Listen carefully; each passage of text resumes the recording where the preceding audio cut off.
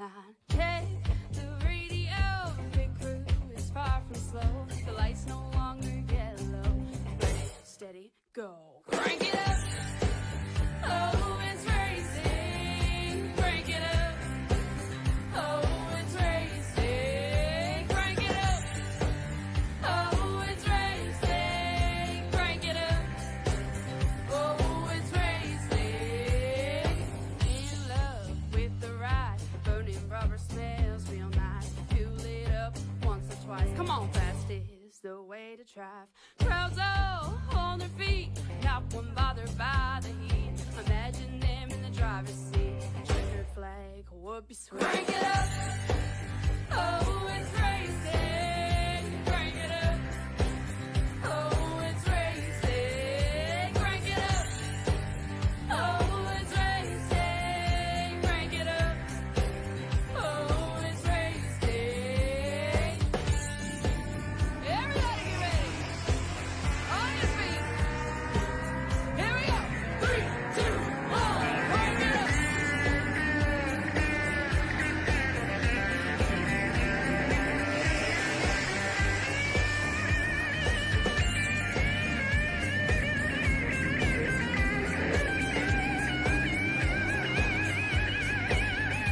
Crank it up. Oh, it's racing. Crank it up. Oh, it's racing. Crank it up. Oh, it's racing. Crank it up. Oh, it's racing. Crank it up. Oh, it's racing. Crank it up. Oh, it's racing. Crank it up. Oh, it's racing. And hello again, everyone, and welcome back to the show here live from Daytona International Speedway. We are here with the Elite Semi Racing Association for their race. The Pro Series takes to the Daytona Beach, Florida's Daytona International Speedway for the ButtKicker 275. Hi again, everyone. I am Christian the Crusader Striver. Welcome back to the show. As always, it's a great crowd on hand. Great to have you all on board here tonight as we are getting set up for tonight's action here, ready to go to war here. These drivers will be here in just a little bit for the ButtKicker 275 here. This is how our track tech talk looks for the evening. The tri-oval design D-shaped form of Daytona, long shape and formed over 2 miles in length, fast pace, fast action. Drafting is going to be crucial here. This is going to be a big deal for the drivers, especially later on as time goes on. There's one thing you're going to notice tonight is how much these guys are trying to control the cars and control their runs around the track here as they start to really wheel in. The draft here not going to help them out very much if they don't have a full line to the car in front of them or behind them. This will be a big deal here tonight, and this will really set them up for their starting point, their starting runs here, as we're just about to finish up the warm-ups here. These drivers have been practicing all day long, just preparing mentally, readying themselves for this race, to get themselves ready to even think about what they're going to have to put themselves against to even drive this track and even handle the power and speed that these Legacy Cup cars are going to give to them here tonight. Got a live fan base here on hand here, everybody tuned in. Great to have you all on board. It's always great to see some new faces, some friendly faces here. GMA Muscarella has joined us in here. Great to have you on board here, my friend, as we are about to approach the big one here for these drivers. These drivers are currently trying to get the last minute practice laps in, trying to get set up for tonight's action. There's a lot at stake here and a lot going down, and they know it, so they're going to try to hammer hard and hammer down. With the way the setup is here tonight, these drivers have already qualified for their position. They've already set themselves up in their area that they will be running here tonight. So let's go ahead and take it down to the grading order here for tonight's action-packed adventure. This is how we started. Andrew Moore Jr. in the 77 will start on the pole. It is outside Trent Barnes, the number 1. Row number 2, Ryan Nicoletta in the 59 is outside the 2 of Stephen Iasius. Row 3, it's Brian Curry in the 23 to his outside. It'll be the 82 of Brian Wirtz. Next row on back, we're going to see it. It's going to be this low 4 of Roswell. Mr. Holt, Mustard modified in the 65 to his outside. The 48 of Matt Cherry. Row number 5 is going to be Brandon Fronfell in the 32 is outside. It's going to be Jake Fluman in the 22. Row 6, it's going to be Jim Westerfield and is outside. Isaac Mock in the 16. Next row on back, we're going to see it's going to be row 7. It's going to be, row 7 is going to be Mark Figueroa. In the 80 is outside the 00 of Darren Bruce. Row 8 is going to be Evan Keese, and the 46 is outside the 52 of Brett Edwards. Row 9 is going to be Matt Jorgensen, and the 73 is outside 39 of Casey Clark. Row 10, it's going to be Josh Mayu, and the 02 is outside the 41 of Matt Lovett. Row 11, it's going to be Cole Johnson, and the 91 is outside the 01 of John Mankowski. Row 12 is going to be Joshua Johnson, and the 57 is outside the 10 of Alec Coates.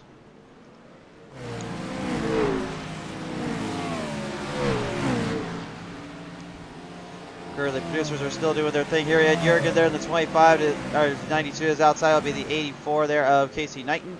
Then row 14 is going to be Roger Matthias, and the 5 is outside. Hank Caston in the 36. Row 15, Dakota Wilson in the 13 is outside. Jason Hand in the 25. Row 16, Jordan Berry in the 51 is outside. Scott Weiss in the 31. Final starters, Anthony Titchener in the 33 is outside. Justin Johnson in the 44. And Kyle Ramsey in the 102 to round out your field here tonight for our starting lineup, our starting order, as the drivers will come their way down out of turn 3 into 4. The ButtKicker 275 is about to engage here up on the track here.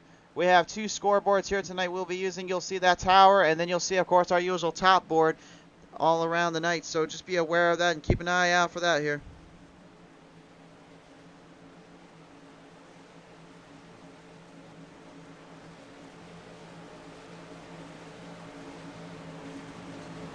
Here we go, ladies and gentlemen. Bring them across the stripe of the front stretch here. They set themselves up to head to victory lane. The green flag flies. Lights are on. We're ready to go. This is how we're going to play it out. 110 laps of the distance here for these drivers. They're going to be flying hard and hitting them hard here tonight. They are going to have to try to keep that draft in mind all day long. They're going to have to figure out how to get to the push and how to get a little bit up to the shove. It's going to be a big thing here for them to really hit up there. A lot of time to play out, a lot of ground to catch up here. They will already start them hot on the back straightaway here. A strong lineup coming your way here already out of the gate. You see Trent Barnes in that number 1. Has a little bit of a run there on the outside line there, but Andrew Moore Jr. says, no, sir. I must continue my lead and continue the strength of what I've been doing from the duels. I must continue it. He will have the early lead, but Trent Barnes is no slouch around here. He knows what it takes to get ahead. And just right there, like we just said a minute ago, he makes the pass up to the front. He now has got the race lead all to himself. We have ourselves a new leader out of the gate already. And it happens to be Trent Barnes at 1 Chevrolet, and he is just currently working his way through the field, trying to hold off anyone that comes dare anywhere close to him. The onboard camera here, and just look at how tight these drivers already are. This isn't even 10 laps to go. This is literally right out of the gate. You can see how hard they are hammering these things down and just trying to keep their line in play. And you can actually see our little camera there, the gearbox cam in the back of their rear view. You'll see some of that here later tonight, but that's one unique thing about these old legacy cars is you can actually see the camera again. Jim Dalton saying no YouTube again. Jim, we're not going to be able to do the streams on YouTube, but we will have the YouTube link and all that up and done after the race. So if you want to catch us up on YouTube, I promise you will see it there. But unfortunately, there is nothing we can do about streaming it to YouTube and Facebook at the same time. We already tried it. It doesn't work. I'm sorry, man. Brandon Ishkinian, I hope I said your name right. Rooting on for some mediocre motorsports replacements, racing motorsports drivers. Colin Johnson, Alec Coates, Jason Hand, Matt Jorgensen, and Justin Johnson. And I am Brock Whitehead. Say, what's up, PTM? Hey, man, how y'all doing down there? Great to have you all on board here tonight as we currently got a solid lineup of drivers. 35 drivers have tuned in with us here tonight for a 110 lap shootout to the end here at Daytona to start the season off strong. This will be part of their weekly racing series, of course.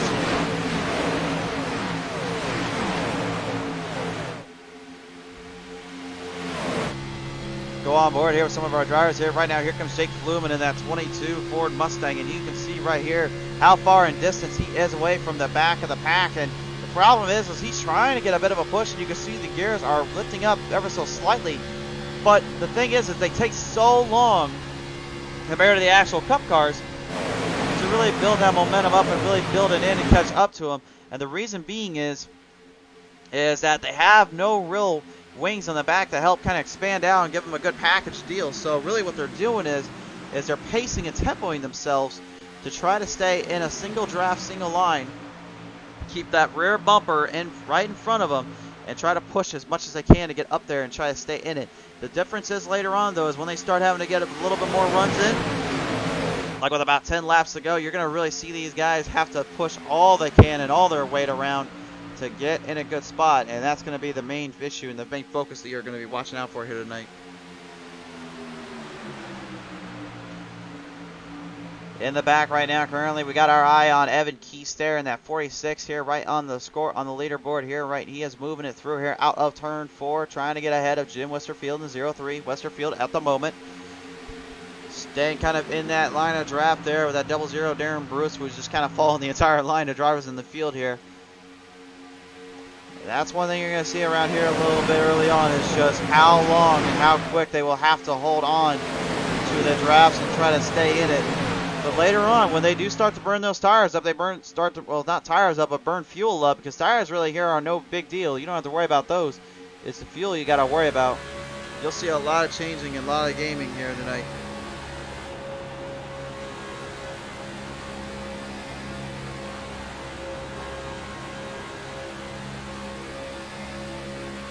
On board here we have Brandon Profenfeld here in that 32.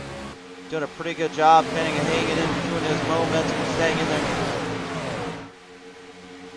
Cronenfeld, excuse me, I don't know why I keep saying Cronenfeld. These cats out here, man, there's always some folks that have some unique names. Like, wait a minute, we got a little bit of trouble there. Uh-oh, wait a minute, there is big trouble at a turn on the turn 1 front straightaway. Look out, here we go. Out of the gate already, the 31 of Scott Weiss and Alec Coates are involved in this one.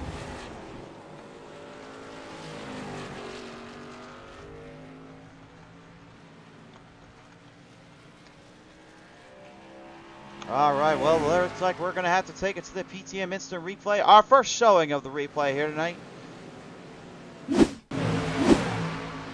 See what happened here. It looks like everything just went out of control there. Oh! The 84 gets a big tag, and the 31 goes for a tumble and a fumble, and the 10 gets a little whacked up in there as well. Hard to tell from that vantage point what we saw there, so as usual, let's take it back to the PTM Instant Replay and find out a little bit more about this one.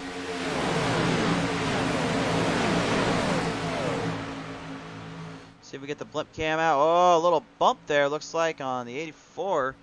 Kind of gets the 10 and the 31 spun around a little bit, and that's where everything started to cause the troubles. Well, what do you know?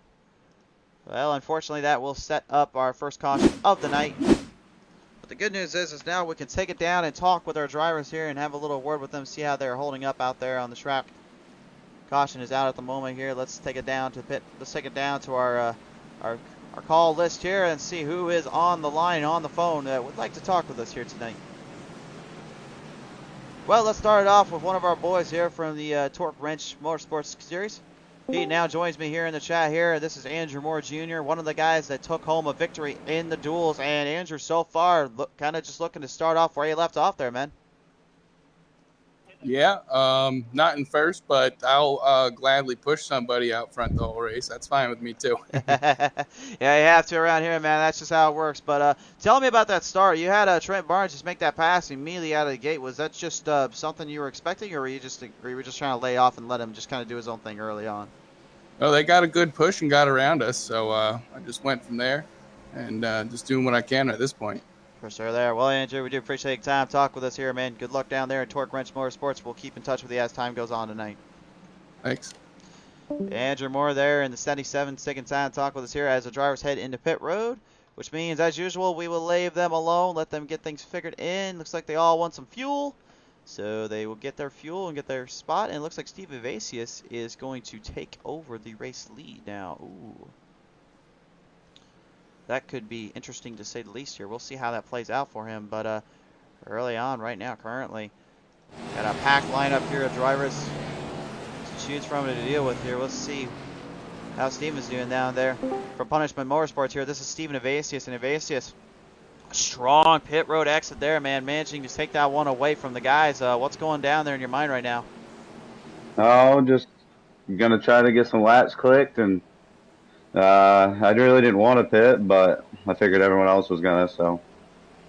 And you did, just indeed. lucky. Oh, just lucky, yeah.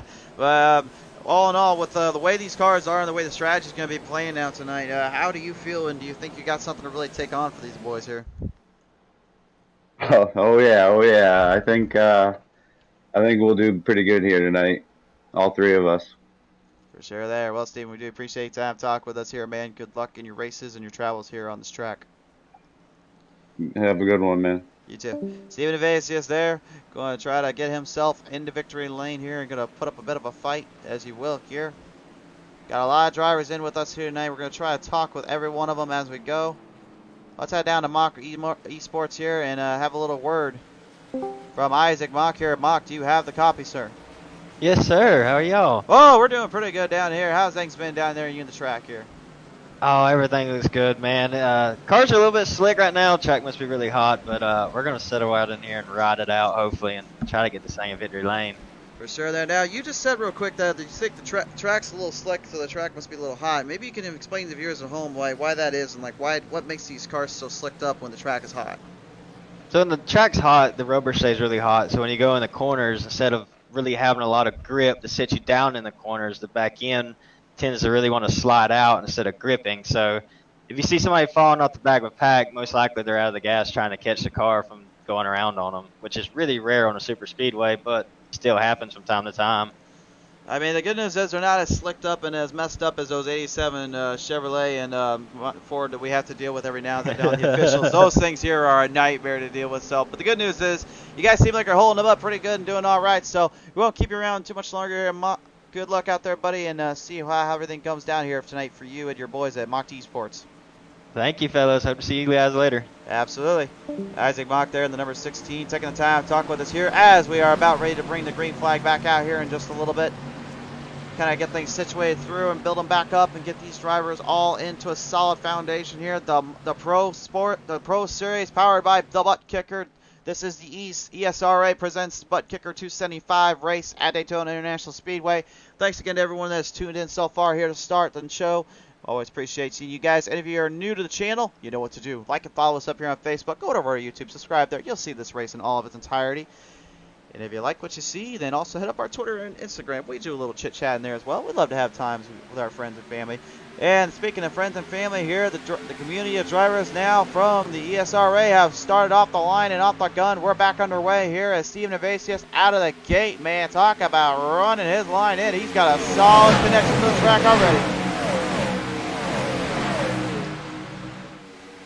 Moving the chains in here. They will field it back out of turn 2 here. Right down now the number 2 of Steven Evasius as the early lead, but the 23 of looks like Brian Curry gets a little push and up to the 59 there of Brian Nicoletta. But the 1 of Trent Barnes is helping out the 77 of Andrew Moore Jr. with a huge solid push there. Look at this side by side coming down out of turn 3 and 4. Race lead is in play, and these guys are gonna really try to get their early jumps and early pushes to start, and as time goes on, this will be something here. Out of the hole shot down, out of turn 4 to that front straightaway there. The run was coming, and the run came there for sure. Now we have a battle once again for the race lead. Trent Barnes just gave a huge push and a half to Andrew Moore Jr., and Moore managed to get the lead. But Barnes all of a sudden just decides he wants to play a little mind games and put it right back up out of there.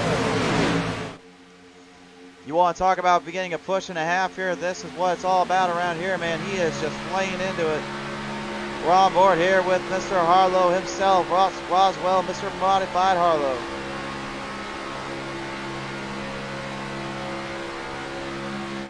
If you remember that camera I said earlier on, that's the camera you'll see every now and then. That's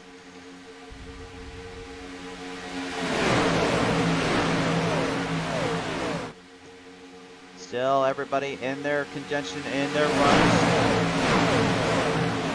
trying to stay clear of troubles and trying to make sure that they follow in line for themselves and making sure that they have a chance to save the cars up for later. Remember, they only are allowed, well, I believe, one instant repair here.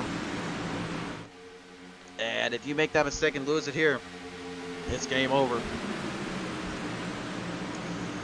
So what these drivers have told me earlier today is their plan, attack, and strategy is just simple. Save, conserve, and don't do anything crazy. Let the cars come together and come to life, and just whatever you do, do not, and I repeat, do not overdo it out there or let these things get messed up in there.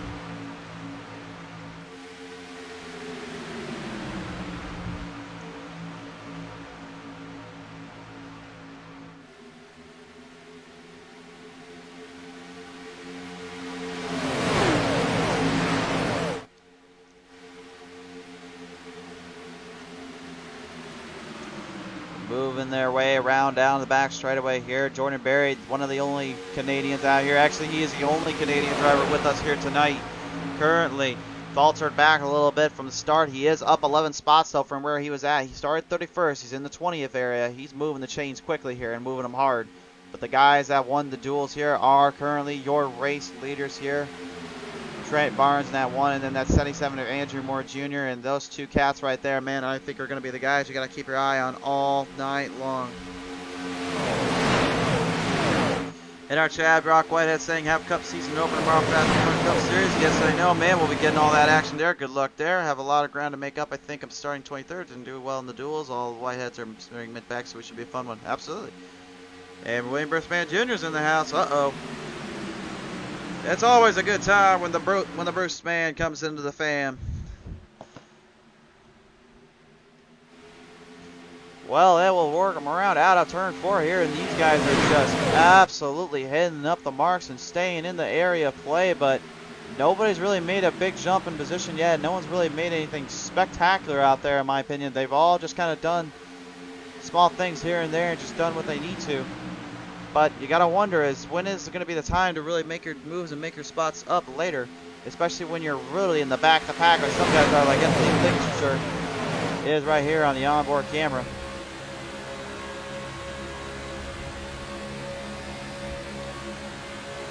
You see how far left that wheel is. That's really the main reason you want to try to set that steering offset in that wheel like that. We see a little bit of a glitch there on Mark Villagura. Unfortunately, the internet not doing too well for him. But one thing we're going to mention here is that the way those wheels are set, what they're trying to do is, especially for Thitchenshire here, is he's trying to set the car to basically line up in position so where he doesn't have to turn in much so it doesn't get loose off him. And right there you see a little bit of problems there. Back to the pack goes Brian Curry. Curry was not able to get the car back up into position the way he wanted to and almost causing a little bit of trouble there for the other drivers. Everybody stays clean and stays clear of trouble though. Nice driving on their end.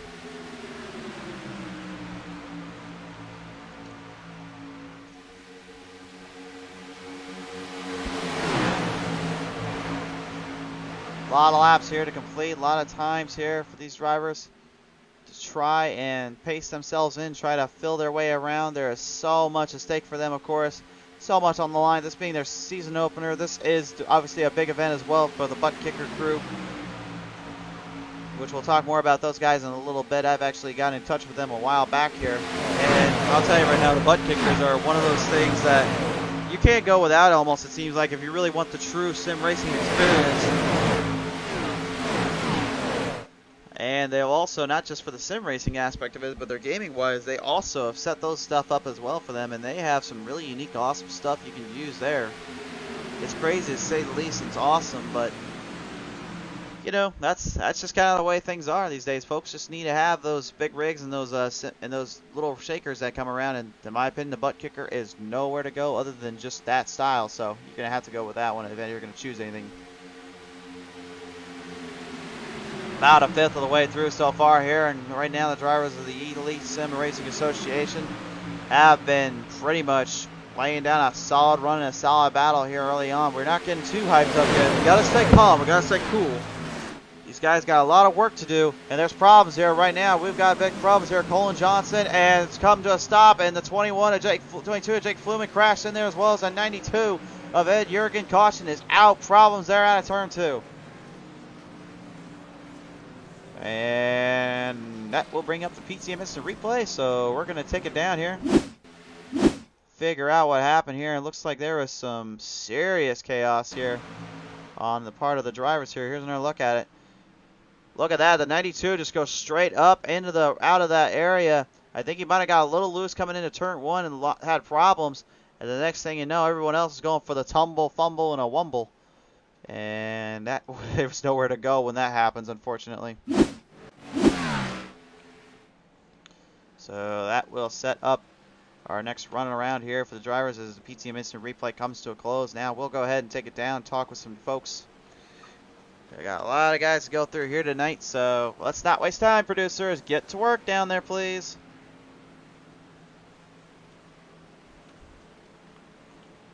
All right, they're telling me right now we have another driver that is ready to talk with us here. Well, what are you waiting for then? Bring him in. Let's see who we got. All right, looks like it'll be Matt Cherry in the 48. He's from the Elite Esports Series. Let's have a word with him. All right, now down here in the chat, this is Matt Cherry in that 48 Chevrolet. Matt, you got a copy, my friend? Yes, sir. Rocking that ButtKicker 48 here tonight, man. You're up 10 spots already in the 8th place. How's it feeling out? Or 9th place, excuse me. How's it feeling out there? It feels all right. It's just I'm getting loose the longer we run. I about wrecked it before that yellow come out. I held on to it, though.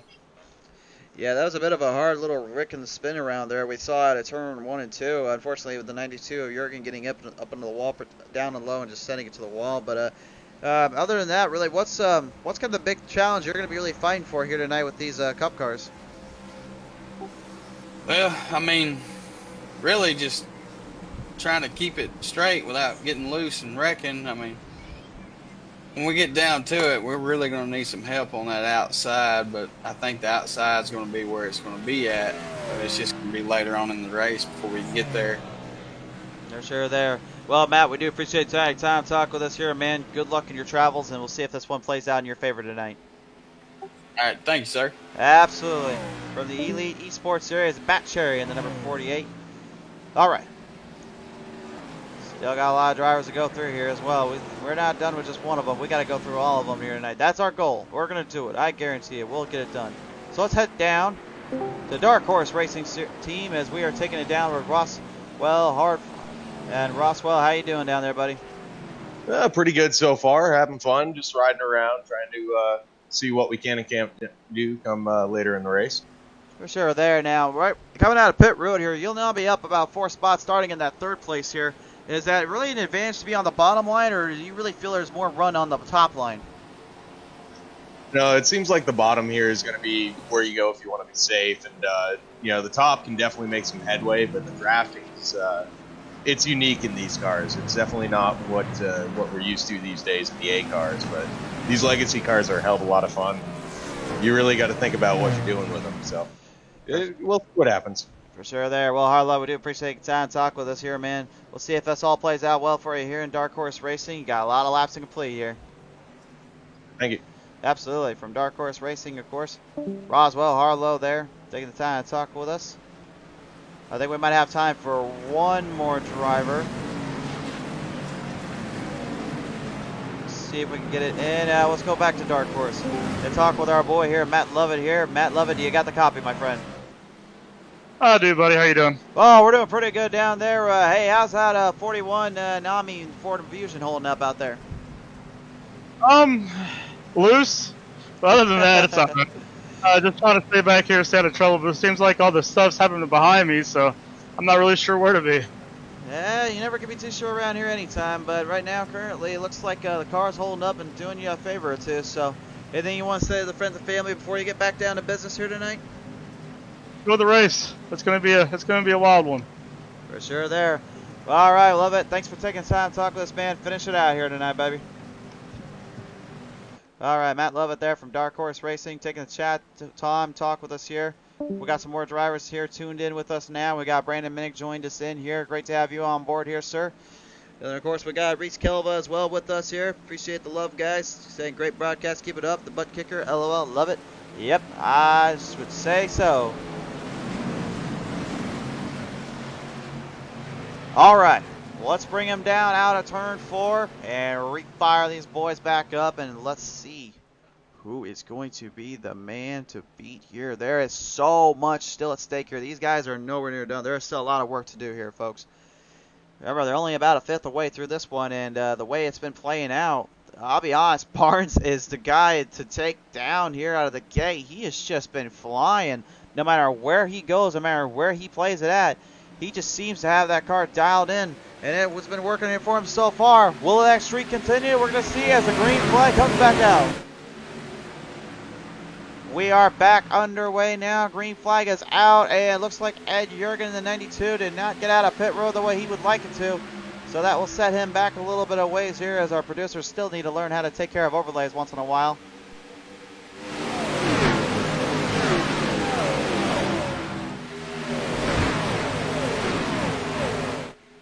Field will work him through down out of the back straightaway. Right now, currently, it is the 2 of Steven Evasius having the early go. The Budweiser machine has his early run in stable position. The Wee Bull 59 of, the 59, I should say. That is Ryan Nicoletta currently in a pretty hot spot. He's a little bit of a charger here. What's going on to the board? You can see that little shifter, though, actually right below there. There it is right there in your field view. Take a look at that. That looks a little different than the shifters you're seeing around here, usually from the other cars that you see these days. That's because the way they set that shifter up, this is for the old style car that was pretty much running the car of tomorrow, if you will. But a little bit past that, I should say, actually. And that's one big thing that you've really kind of noticed around here and kind of seen, is that it really is all about timing and pacing yourself and really making big runs and big jumps up when the time comes. But this time, at this moment, I should say, the outside line is not giving anybody any chances up there. But Brian Wirtz is trying to get something going there with 65 of Harlow. Harlow's trying to push him. It's not working, though. And now the 5, Roger Rios, Matthias, has got himself back into the draft.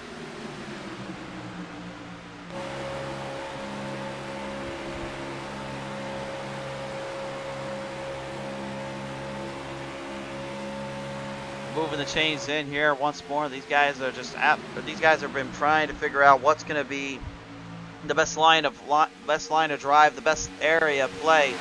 But it was one thing I was told earlier is that, yeah, when you even heard it on here, was that the outside line, once it starts to break in a little bit and these guys have a chance up there, they can start to really fight and clamor and hammer their way up there. But the biggest issue is just when are they going to get too loose and they're going to get too hard on themselves. Even if you have that draft and even if you're a little bit far away, you still have a chance here at Daytona to really catch somebody. But the hard part is making sure you don't let that one driver that's ahead of all of them get too far away, because if they can't catch them in the draft, they don't have time to do it then and there, because this is not a track you can just let a drought off and you just think it's going to stay with you forever. It will burn up on you quicker than you know it. Mark Figueroa there in that 80, after involved in that little wreck earlier on, seems to have things dialed back in. He's down 3 spots up from where he started. He is in 16th, started 13th. And now on the front straightaway here, a solid run and a foundation there from Matt Lovin to the 41. Right in front of him, though, is Casey Clark Jr. We've got a pretty clear sign of where he's going and where he's been. Takes the outside there. You see that 65 there of Harlow right beside him now. Has to go back a ways here and move through. He's got the 5 of Roger Rios Matthias right in sights now. And look at that push right up to him, just gaining ground on him, completely hammering down on it. Chevrolet Impala and that Ford Fusion. I made a mistake earlier. I said it was a Mustang. No, it's a Fusion. The producers corrected me and yelled at me again for it. Thanks a lot, producers. So I apologize up front. I know I make mistakes. I'm not a racing whiz. I only know how to call them. That's about all I can do. Yeah, look like a little bit of trouble here on the front straightaway. Looks like we got one car that is a little bit slowed up. Looks like that is the 31 of Scott Weiss. Heavy damage up on that car there, and it's not looking too good.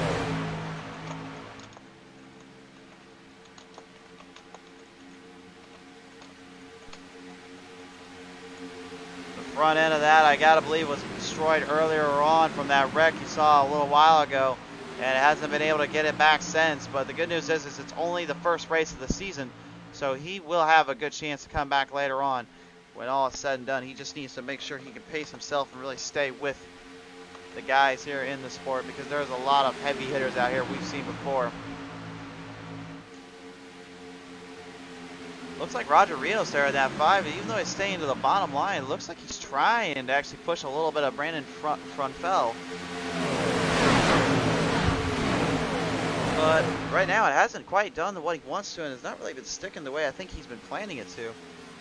So it will be a matter of time before really it starts to give up out on him and see if it holds out. But again, these cars, man, they are extremely loose and they're extremely tight to handle for what we were told here on the track. And I was actually down there practicing with them a little earlier on, and yeah, I could say, man, these things, when compared to the actual Cup cars here on this track, the A-Class, they are no joke. They are a handful and a half, and they will hold you down quicker than you know it. And if you're not careful, they can get pretty ugly. They're not as tough to control as those dang Thunderbirds and the Monte Carlos of the 87s. I'll tell you that right now, because I've driven those things on here once, and I couldn't do it again. But they are, for the most part, controllable, but they're just very tight. So really, it's just about finding the right key of steering offset and brake bias to set your car up, make sure it will not go a short run, but a long distance. The 65 of Harlow, though, pushing up on the 82 of Wirtz. Brian Wirtz there is trying to get a little bit of a hand here. Ford Fusion getting right up in there. Do not break my camera. Do not break my camera. Ugh. I have that camera set there for a reason. Please don't break it. Yeah, the producer decided that he get it out of there before he breaks the camera. That's a good call on them for once. So you see every now and then a little dog finds his bone once in a while. Well, anyway, field works them through. We're on board here with Jordan Berry in that 51. And the Chevrolet right now currently has the 46 of Evan Keys right in his sights. Trying to challenge up the Reaper as they land them out of turn 4 once more. There are still a lot of laps to go here. There is no gimmies around here, that's for sure.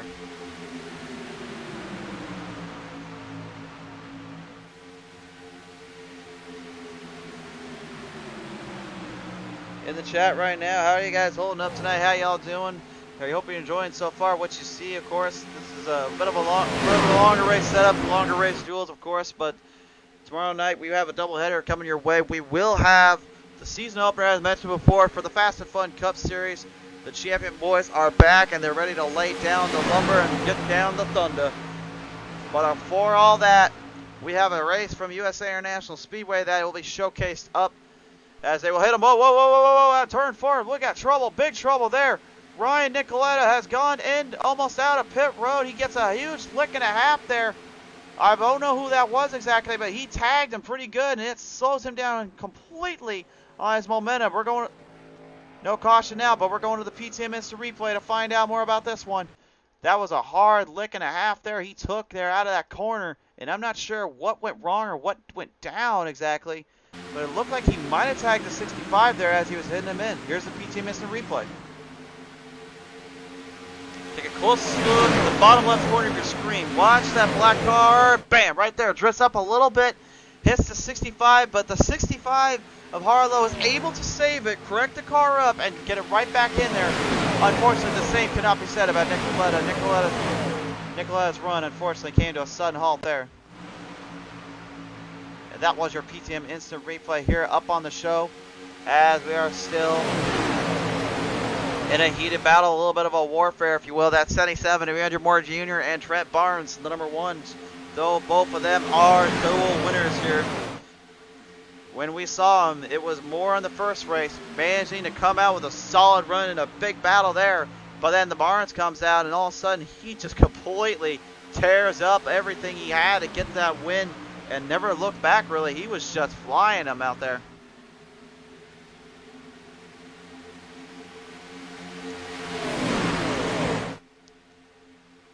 Times are starting to dissipate in a way and starting to really falter off a little, as you see them kind of slowing up on how many moves they're trying to make and how many drivers are trying to make changes there. Boy, that little tumble, little spin around there out of turn 4 really hurt them a little bit. I feel like when it comes to trying to make passes, because I know Nicoletta was making a run and making a charge there on the bottom, but the 65 of Harlow, man, he was hitting it hard. He was throwing it in there. But now that has completely changed up here.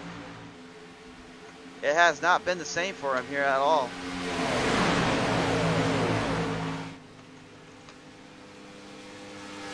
Give credit where credit is due, though, managing to stay in line and out of trouble, and it really worked well for him. But yeah, there is a lot of racing still to go, so even though he saved it this time, will he be able to save it when another one comes around?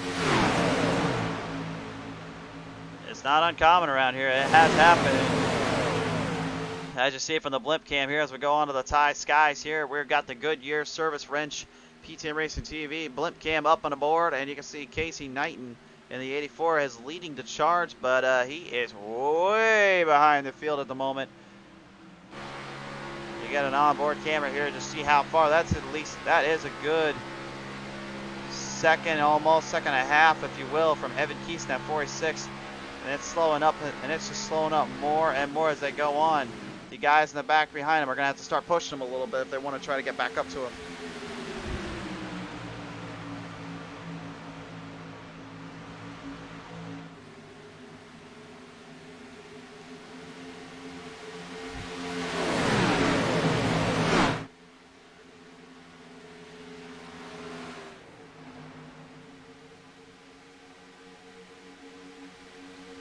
Still got a pretty good crowd on hand here tonight. A lot of guys and gals have joined us in, and it's great to have you all on board.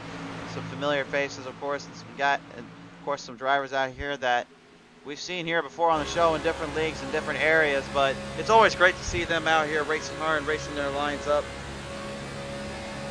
It never gets old seeing all these faces and these new faces as well, man. And right now, currently, it has just been the Trent Barnes and Andrew Moore Jr. show, and that really has not changed at all. And make no bones about it, when laps start to wind down and time starts to go away, it could be a different story for those two. But I'm almost willing to bet you. I'm willing to bet you guys. You guys can bet me all you want here, but I'm betting you $5 right now that come lap 10, we're gonna see a driver make a huge charge and a big run there on the final lap out of the turns. I almost guarantee it. They will go the outside line and they will try to make a big move in that middle play and try to work them away outside of the leader and try to take the chance. Will they get the win? Hard to say, because the last time we saw that at the duels, and this is the reason why I even mentioned this, when we were in the duels, there was a solid battle between everyone and anyone that was trying to get up to the front and make their way in. And that last few laps there, you would see guys just kind of getting closer and closer to drafting them up, and then the final turn they would just hammer down out of the turn, go to the outside or inside of the bottom yellow to make the pass. Couldn't quite clear it, and it wouldn't work for them. But here, I almost get the feeling it's just going to be kind of the same story here as those duels were. But there is one big thing, though, that we can keep our eye on here coming in the weeks to come here. It is, of course, the fact that ESRA has a lot more racing their way and has a lot more stuff as well coming up. This is only but of the first of many races here in the Pro Series, and many more, and of course many races to come and more times to play out. You can never be too sure what will happen around here.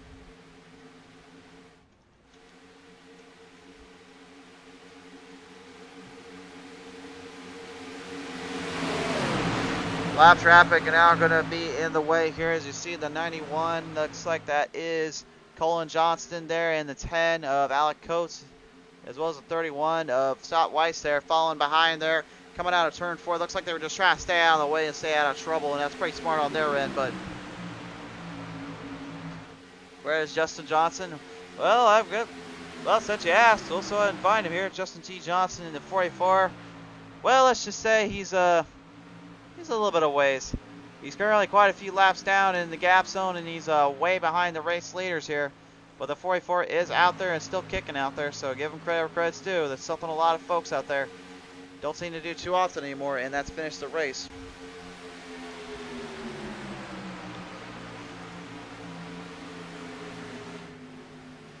Well, folks, we do have to cut to a quick commercial break here, but before we go, we'll say real quick here that right now, with laps winding down and time's going away, it's hard to say, but the top 5 has a solid race in the foundation here. Who will be the one to be beaten out here? We'll find out when we return.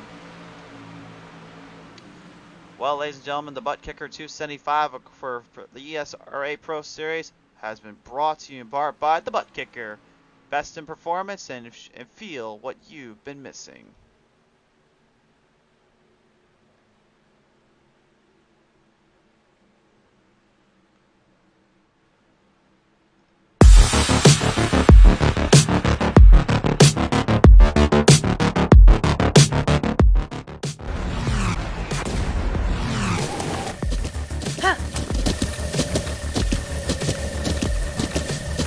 With the ButtKicker Gamer 2, what you see and what you hear is what you feel.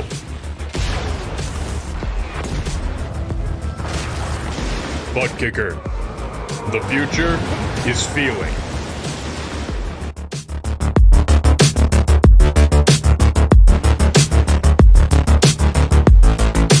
Welcome back to the show right now, and currently still it is Trent Barnes in number 1. Having the early advantage. Andrew Moore Jr. still laying into it, laying a solid foundation, while Matt Lovin in that 41 trying to get back to McDonald's because he wants to get a little, can I make pick 6-6? Ba-da-ba-ba-ba. Because he's in 6th place right now, and he has 14 spots up in his area.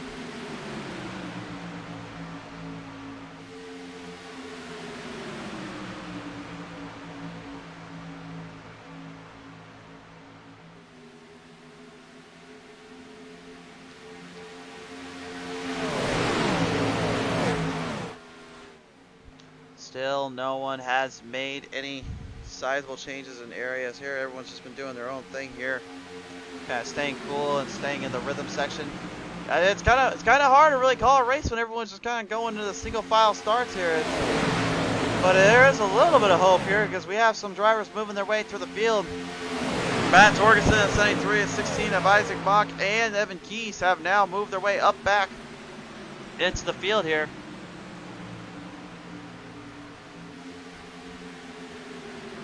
Getting a bit of a push here and trying to maybe a little bit more of a hand and a half here, if you will.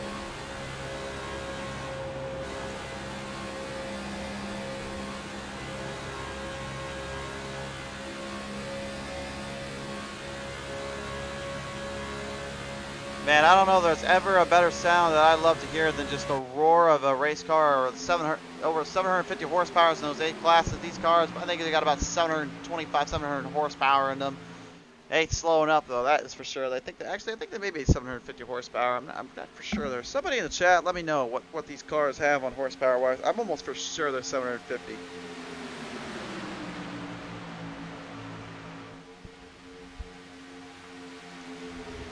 Ryan Wirtz there in the 82. He's up 2 spots right now currently with Roswell Harlow right behind him, trying to make some moves up there. Mr. Bonafide himself has been just kind of eyeing the grounds and eyeing the place in here.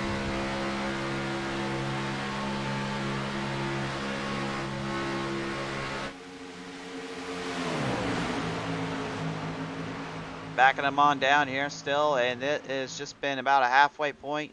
It's been pretty much the Trent Barnes and Andrew Moore Jr. show, and as I say that, they're going in pit road. Easy, boy, easy, easy. Woo, woo, woo. Oh, that's one thing I really legitimately hate when they see him going to pit road is when that comes around. It's almost like you're watching a road course race all of a sudden.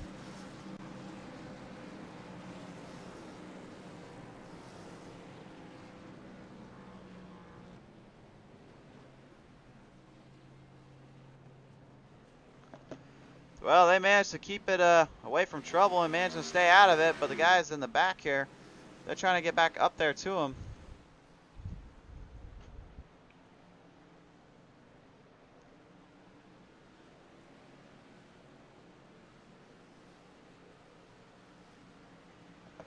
And now they're back out on the track here, and they are back underway once more. They will have to get out of pit road, though, which means they have to go along that long stretch of area. Remember, they have to go across that to get to the back stretch to build up momentum and speed, because there is a cone down there, and don't remind me there, Chad, about the blue cone situation, but they have to get past that blue cone before they can start making some runs and some battles here. And now they are back out on the way here once more, and it is Andrew Moore Jr. who will take the race, lead away with Steven Evasius behind, and Trent Barnes now moving into the third slot.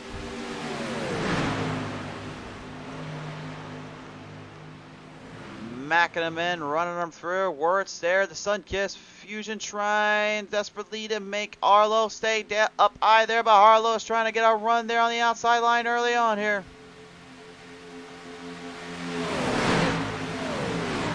You know, I was really wondering about that pit road situation and how long and how much would they have to really work in here as time goes on, but they seem to be doing just fine out there from what I can tell. The 33 of Anthony Thitchener now has got the inside line of Harlow. Harlow trying to get something going, but it's not working to his favor anymore. Darren Bruce there in the 00 has moved up some spots as well. He's starting to do a pretty good job for himself here. To the chopper cam we go here, and just look at how these drivers are playing out, how they're holding in their lines in place. That is the beauty of this track.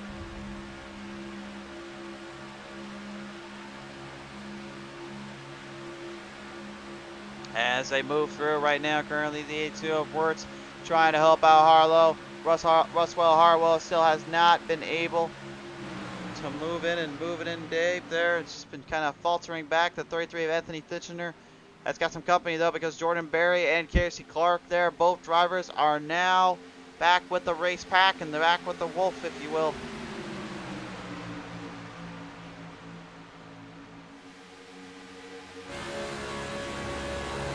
On board here with Casey Clark Jr.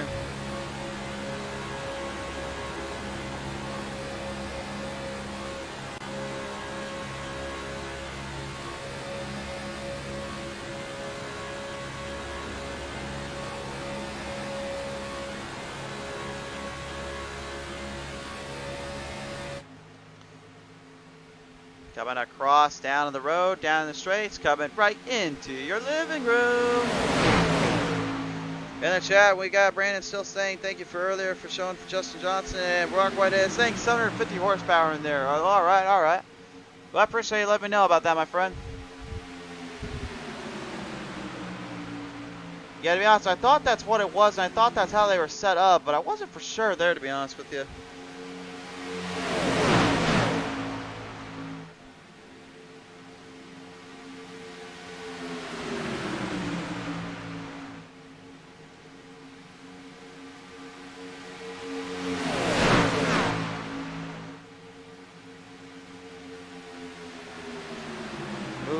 Back by, here it goes, Dalton Zero, Darren Bruce to the inside, makes his way through here, and still has nowhere to go for Harlow or Wirtz. Wirtz there just throwing everything they can to the wall, but that 00 is just holding out well here.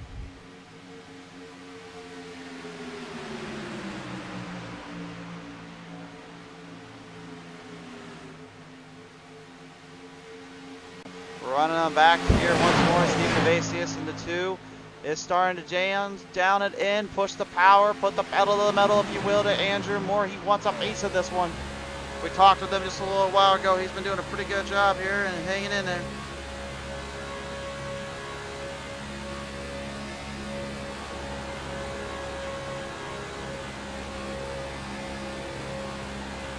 He has a solid foundation and a solid line in the draft. He knows it's coming, but look at this. Here comes Trent Barnes going. Looks like he was pushing for the outside, looking for an area play.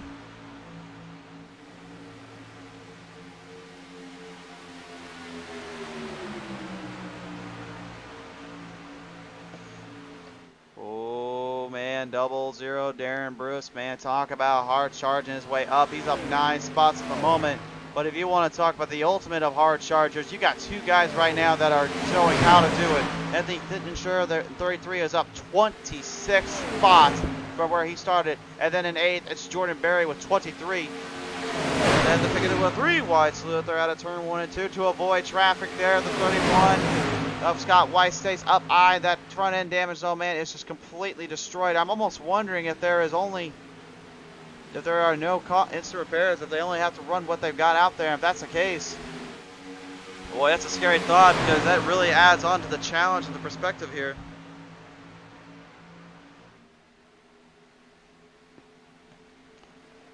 Mound down around once more. Here we go. We're going to switch up the camera angle here a little bit and go to the Tower of Doom.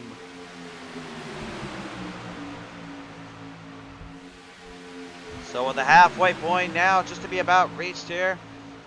Still a lot of time and ground for these guys to really make some moves and make some charged up. Amora seemingly kind of taking a whole advantage from that restart to really stay ahead and really stay out of trouble. And Evasius is just trying to catch him up.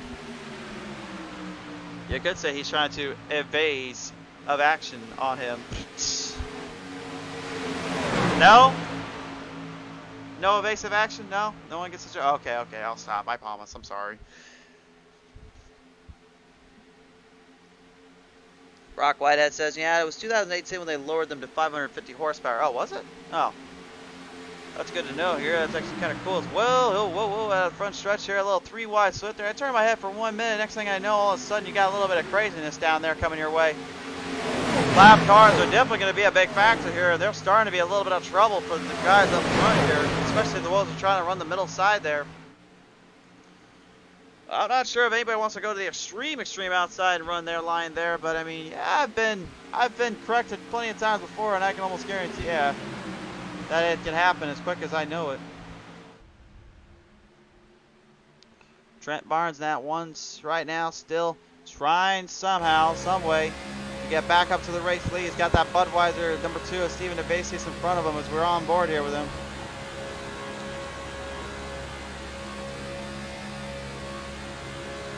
That's how your top 19 look at the moment. We do have 20 on there, but unfortunately we kind of got them cut off there from the logo. There's not much we can do about that. Trust us. The producers already yelled at me for trying to move it around.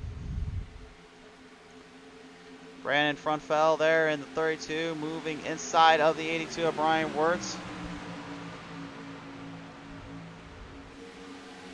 Frontfell, man, he has just been absolutely on fire every time we saw him back when he was running on the No Limits Racing Series. He's been playing a pretty solid round and area here when he joined up here with us on the ESRA Series. But I mean, early on, man, it's just been kind of quiet with the runs and moves they've been making. They've been trying to challenge up, but I think Daytona is just not the track for these cars at all when it comes to making big moves and big changes. I think this is one of the more weaker tracks. And I hate saying that. I really don't want to say that because these guys, the talent that is in these drivers right now and that you have on the field is just outstanding. Like, these guys right now, if you want to do a comparison, out of the whole field, there are only 1, 2, 3, 4. There's only 5 guys that are not A-class drivers. So these guys really know what they're doing. Whoa, no. Out of turn 3, we got big trouble there. Casey Clark Jr. gives a little fumble, and a little edge in the front end, and Jordan Berry goes for the ride, and unfortunately nowhere to go for either one of them. Oh my.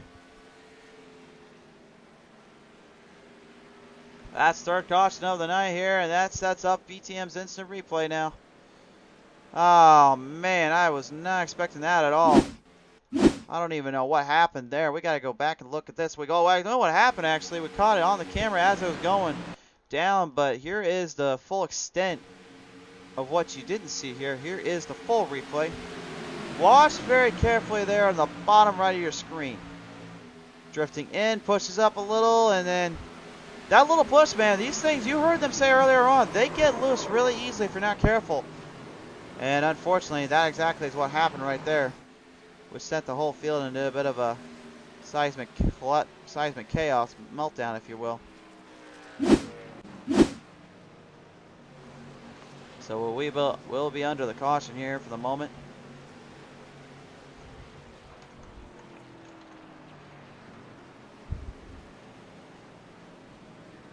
And that will give us a chance to talk with some drivers here and see how they're holding up out there.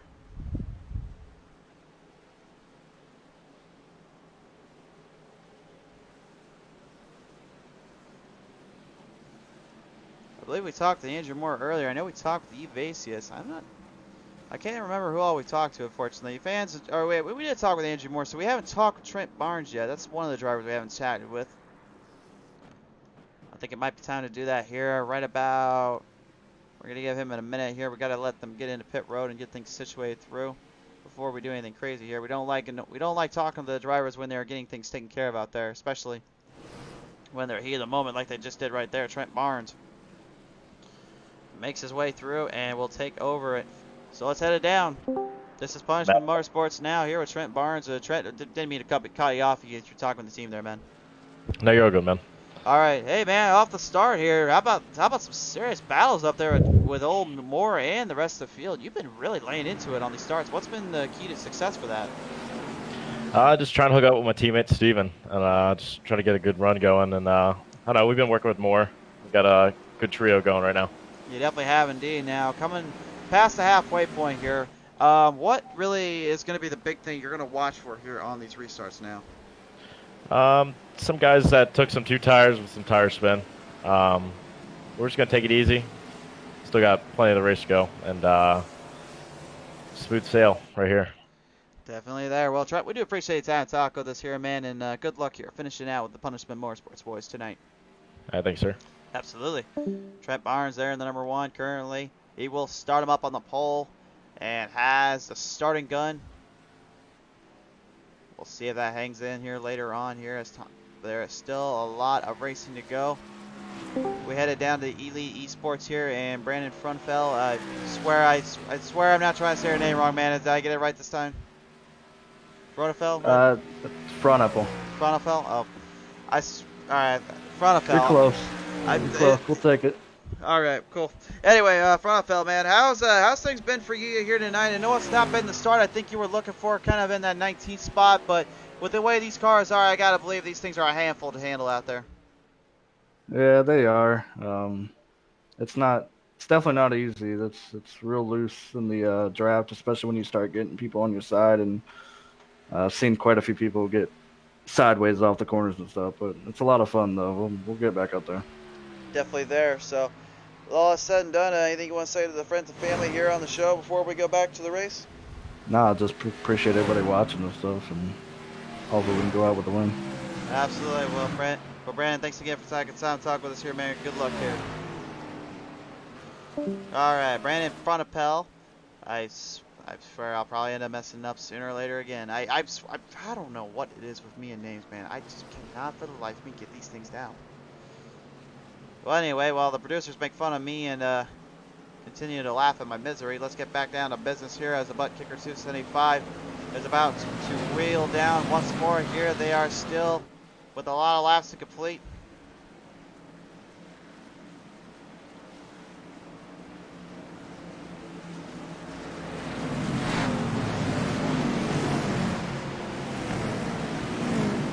They will move them down the chains of turn 4, line them up into position, and this looks to be a solid run, a solid comparison. Everyone still wants a piece of the action here. But there is not a lot of time to be making any more mistakes, especially when you got as much of a run as these people will bring them up. Here we go.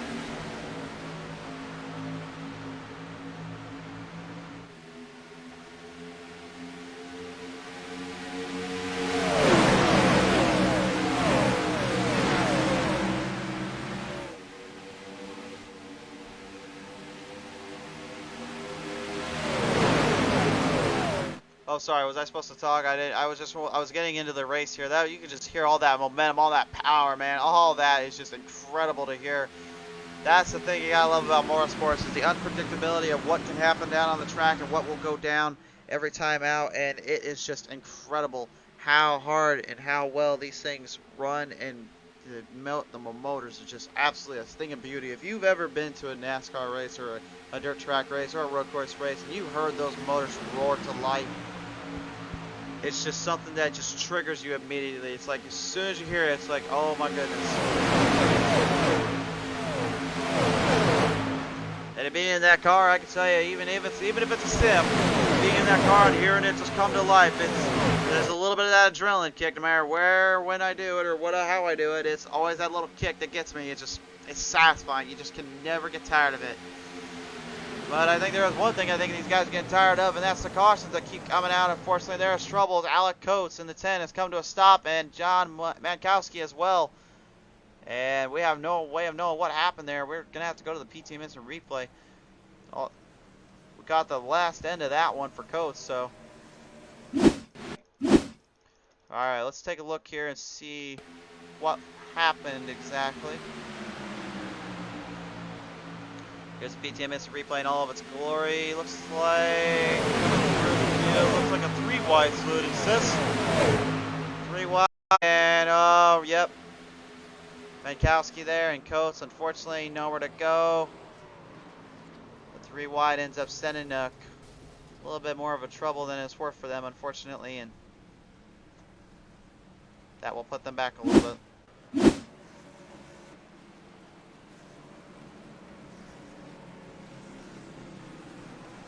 So now, well, we're just going to have to keep holding our breath and hoping these guys get things fixed in a little bit better here. And, you know, give credit where credit's due, though. Everyone's still putting up a fight and doing everything they can out here to hang in there. All right, let's go down here with the torque wrench. And now we've got Anthony Dittinger. I hope I'm saying your name right, man. Titchener, how you doing, bud? Titchener, awesome. I'm doing pretty good down there, bud. So right now, well, speaking of Bud, you're driving the old Bud Light 33 out there. How's the car holding up for you here tonight? That feels good. We took left sides on that last run. Definitely not going to do that again. So was able to take 4s there under the caution. So we got some fresh tires here, and learned a little something on that last one that we're definitely not going to do again. But other than that, man, it feels good. Just trying to keep it on the bottom. Not liking the outside right now, but just trying to stay safe, keep it up to the front, man. We started in the back. I'm just happy to be up here. Now, you said you only took left sides on that one before, and you didn't want to do that again. Can you explain to the viewers maybe why that is, and just kind of a short, brief statement there? Yeah, I just felt like it was ready to turn sideways upon entry, just like that one car that spun and caused that caution. You go to turn a little bit too much. There's a little bit too much oversteer, and comes out from under you there. So feels like you're skating on ice, kind of, and it's not a good feeling when you're out here doing, this speed. For sure there. Well, Anthony, we do take time to talk with us here. Hopefully you can get things going here, and they'll work in your advantage tonight here. Appreciate it, buddy. Shout out to you guys for doing this, and thank you guys. Appreciate it. Hope this ends good. For sure there. Appreciate love and support there, Titchener. You had it. You got it, man. Titchener. Titchener. I want to say Dittinger. It's Titchener. That's all it is. I messed up on front pelt. Even there, I messed up on front pelts thing earlier. This is Front Apple. Just remember Front Apple. Front Apple. Nice and easy. That's it. He's gonna earn the nickname Brandon the Bad Apple Front Pelt now. You know that, right? That's funny. We'll have to tell him. I'll give him a nickname, but I don't know if I'm gonna go with Bad Apple. But he's gonna get something with Apple probably now, thanks to you. So you can. All right, Dittner, thanks again, buddy. Appreciate it. All right, man. You have a good one. You too, buddy. All right, Dittner. Man, when everyone says my last name, it's either like Shiver or Shriver. I swear, I just cannot for the life of me, I haven't even made fun of all the time for this one, but I just cannot for the life of me figure out how to say certain folks' name. It's just, I don't know if it's my Iowa accent or it's just the fact I suck at announcing, but it's just one of those things. I don't know why. Maybe I've been told I could take speech class and it would probably fix it. I said if that was the case, then why can't I say chicken shit out there when it's literally when I say old Iowa reference? Because the way I say it, everyone says no, you're saying it wrong. It's like you have more ch it into it. It's like I don't know. Well, anyway, but enough of my ranting here, guys. We are still needing to finish this one and get taken care of business. So only less than 50 laps left to go here. These are going to be run some hard runs and some hard racing for them, and they are definitely trying to finish out and close out some positions here. Times are starting to lapse away, and time is starting to go away here. But that doesn't mean we can't stop the action, stop the chaos, and stop the mayhem. We will bring them around out of turn 4 this time by, and we're going back to race near for the ESRA Pro Series with the ButtKicker 275 at Daytona. Presented, of course, by ButtKicker. Best in class performance for what you need to feel on the track for the virtual world. ButtKicker, feel what you've been missing.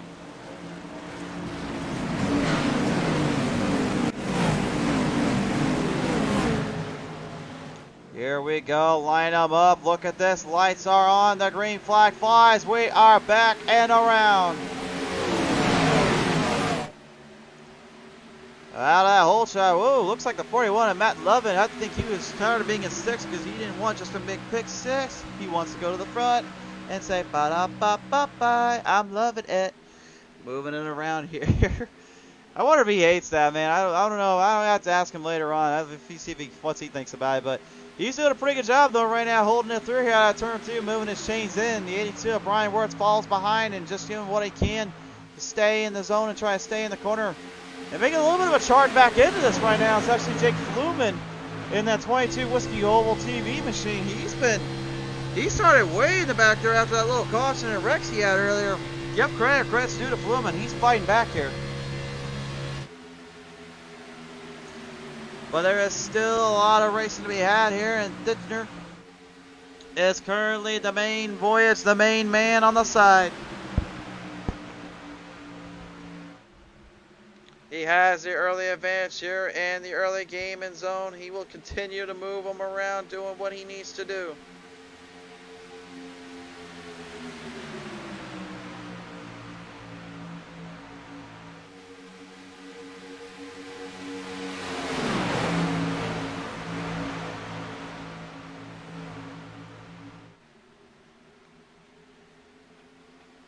Justin McCallum talking to Brandon earlier. Yeah, right now Johnson currently the way he's at, he's currently in 31st at the moment. Actually, he's not even. I don't even think he's on the track at the moment. I think he has left the building. Yeah, he's in 31st, but he has unfortunately left the building, it appears. So a tough break there for him. Hopefully he'll come back out though. He seemed like a good cat that deserves another chance and another run out there.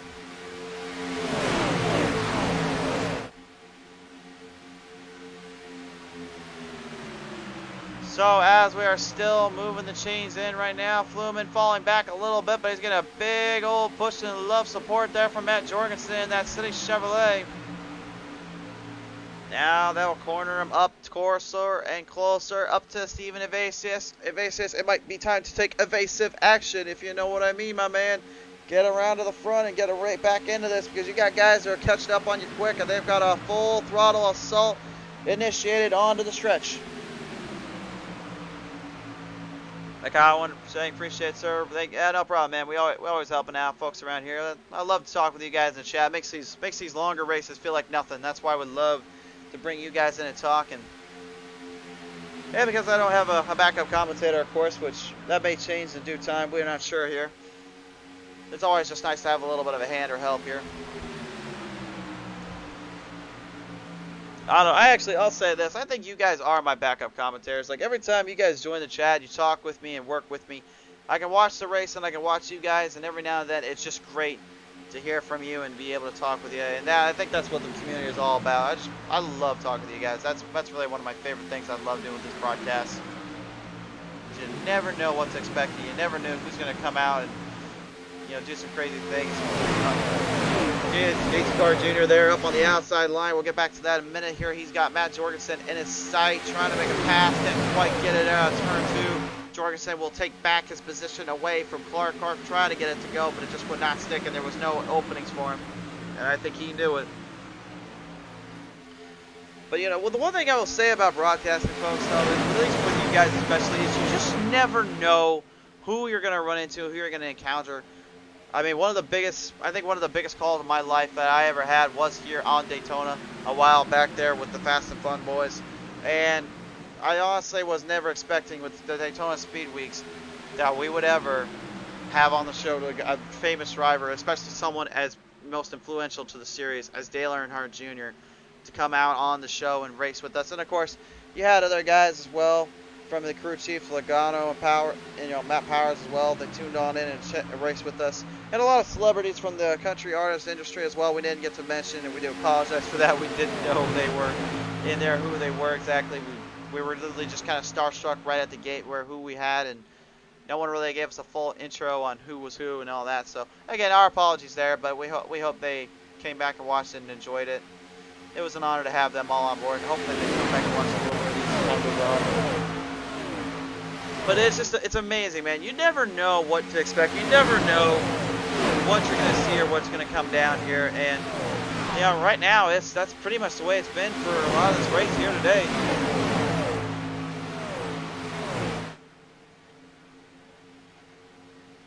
Anthony Thitcher right now currently still on the bubble, trying to push Barnes around, trying to help him out, but also I think he'll probably want to help himself a little later on.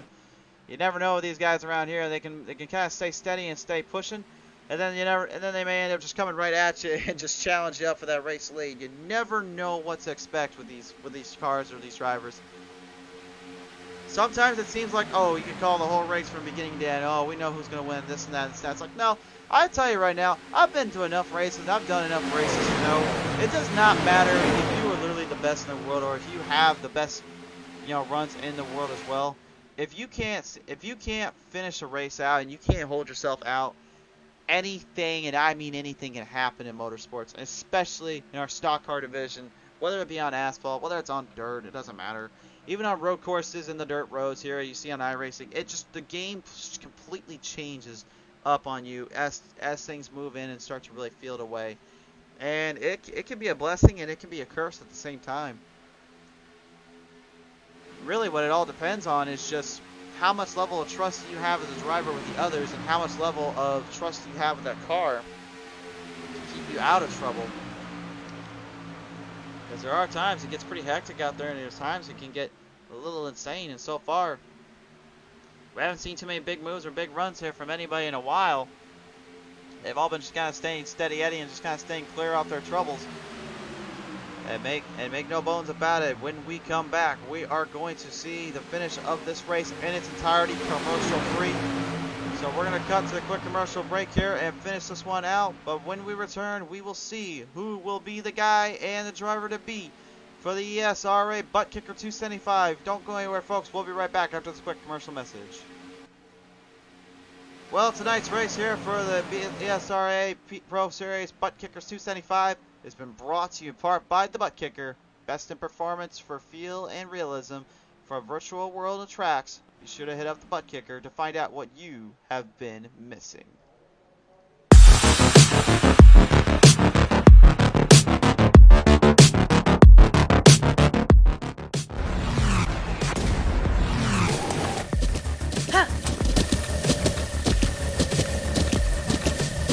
With the ButtKicker Gamer 2, what you see and what you hear is what you feel.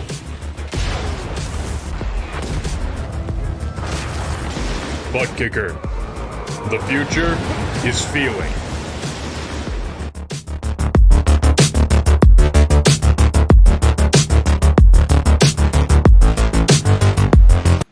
And back to the action right now currently as we are leading away into the final laps, the closing laps of this race here. A lot of drivers have just been pushing their limits and pushing their cars to their absolute fullest potential, but it has still been the Trent Barnes show on that one all the way through. He has just been the guy to try to take down, try to beat Jake Fluman, kind of one of those guys that's just been working his way for the field after the little cautions and incidences, and he's still in 10th, but he has been moving hard and running them through, with especially Roger Rios Matias, who is 19th up in the position, but not the hard charger. No. That distinction goes to this man right here in the 33, Anthony Thittinger. He is up, I kid you not, 31 spots from where he started.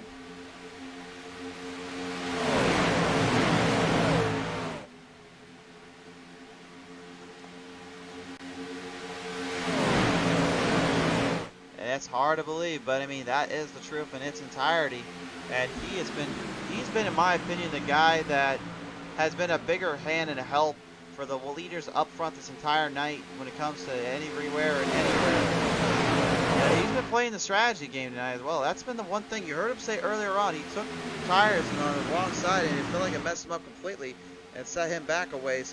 Ever since then, he's been just kind of doing his own thing and just kind of staying in a solid foundation of racing and a solid area of play. On board here with Brandon front apple. Oh, but Saturday night, front apple, right? Front apple.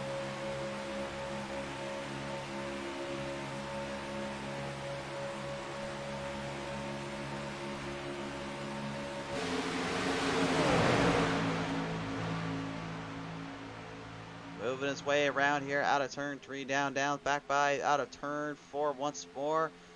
Still holding his line, still holding his ground out there, but it's still, like I said, it's just the Barnes show tonight. Barney, you know, Barnes has just never left. I would almost say like he's almost like a herd of cattle. He just has not left the barn.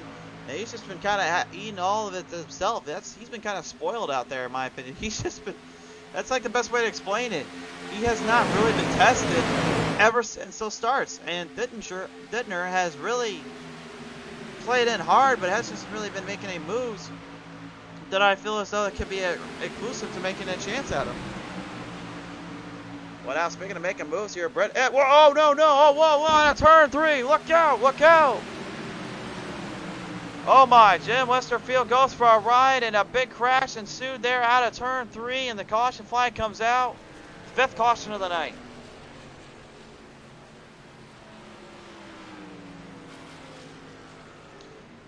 I was just about to talk about what was going down out there right there and then, and all of a sudden the big one had to come out. Looks like there was a little bit, well, not the big one, but probably the biggest one we've seen in a while here anyway.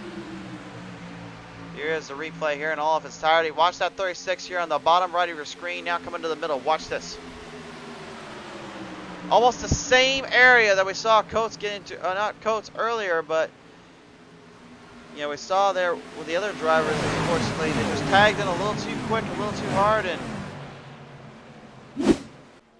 that set them back completely in their case. And it's not the way we want it to play out here, not the way anything wants to go down. Nobody wants that to happen, but you know, that's just the risk you run when you're trying to push and shove around here.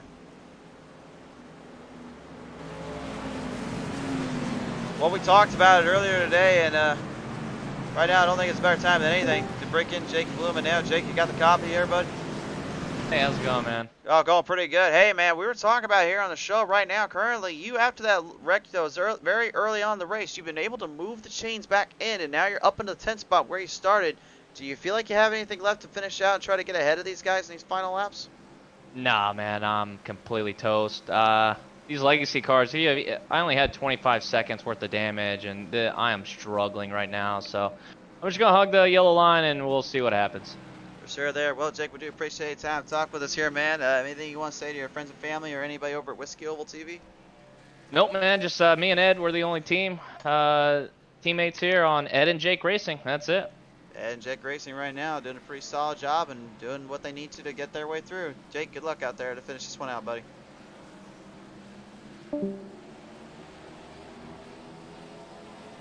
It's always good to have a partner out there to help you out and keep you up on your toes. And it's one thing I know around here is I definitely need a partner around here when it comes to racing this track. This track is just a nightmare sometimes to try to survive on. All right, let's take it down here to another driver here from Dark Horse Racing. We're taking it down here with Casey Knighton. Knighton, do you have the copy, my friend? I got you. Hey, man, the 84 right now has been playing pretty solid runs and battles. It's been a little bit of an issue here and there, a little bit in the back of the pack. But I got to ask you, man, how do you feel going into the start of the season compared to what you will be feeling next race out here? I just, the draft model is so out of whack, and then you get a little bit of aero, and it's just really done for after that. And we've just been caught up in everything because we started at the back. So I'm looking forward to Michigan next week, but we got to get it done here first. So definitely for sure there, but I mean, at the end of the day, you still got plenty of time to get it done, I would think, and it's still a lot of runs to play out here, wouldn't it? What do we got? 29 to go. So about that, yeah. So it's probably going to get a little hectic here, but we're going to do what we can to get up there. Hey, you gotta love it when it gets a little hectic, a little fun, right? Sometimes it's good. Yeah. All right, Casey, we do appreciate your time talking with us out here, man. Good luck, and we'll see if the old Dr. Pepper 84 has anything left for these boys. All righty, thank you. Absolutely. Knighton taking the time to talk with us here as we're about to get back to green flag racing here in just a little bit. Trent Barnes once again is the man to beat on the start here. He will be the guy to lead the ButtKicker 275 boys up in position and their running zone. Time is running out, and folks, if you haven't already, like and follow us up here up on Facebook and head over to YouTube and subscribe there to catch this race its entirety after the race, of course. We were for a while trying to stream on both ends, but unfortunately the glitchcraft and gremlins, as usual, they're little pesky little buggers out there, ain't they? They wouldn't leave us alone, so unfortunately there was nothing we could do about that, and that's why we're broadcasting you live here right now with things going down here at the moment.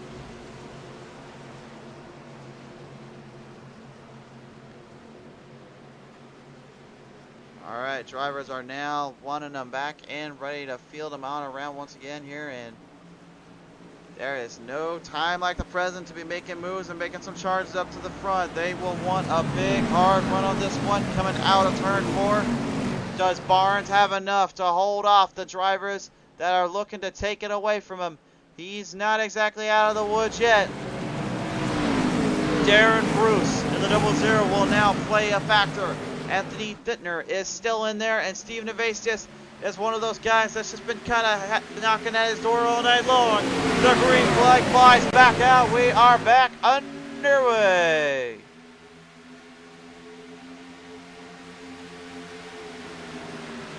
Evasius does not quite take evasive action just yet. Will he make the move there on the outside line, or will he save it for the final laps? That's going to be my big question for him later on. He seems to want to just play it easy and pace himself in for now. I don't know if what's going to be the big jump or the big conclusion for him. He's just been playing easy, steady as they go all night long.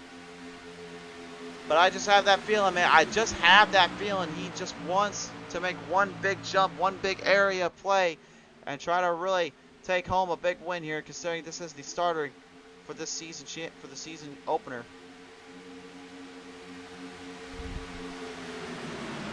You see it on the scoreboard there. They're coming down to the final laps here. They are less than 27 away from finishing this one out.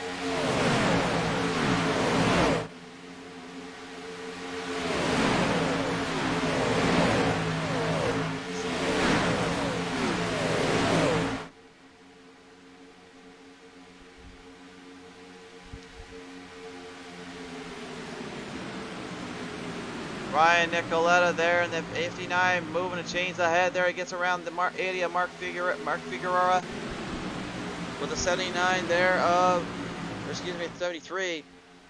Matt Jorgensen right behind him, trying to somehow, some way, maybe push the chains in and hold him off.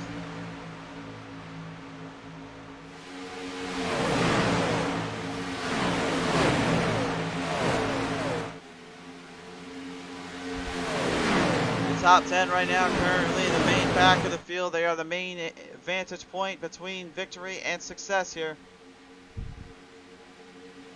And that's how the intervals look right now between everyone and how they are playing out. This will definitely be a little bit more of a starting gun for them on how this one moves in and moves out a little more.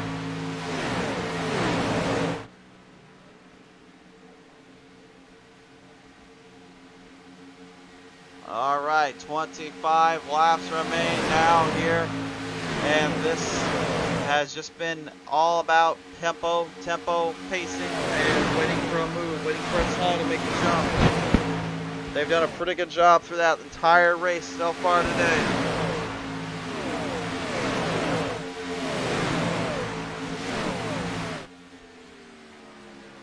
Man, there's times I don't even really need to commentate, man. These guys are they're just talking with their own cars. You hear those motors roaring, you hear these drivers making moves left and right. Sometimes I just don't really have to say anything. I just let them go out there and do what they need to. And, you know, it seems like they just love to do just that. But that's the beauty of what is our sport, of course, is just the amount of power and amount of revs that are really produced and made in this.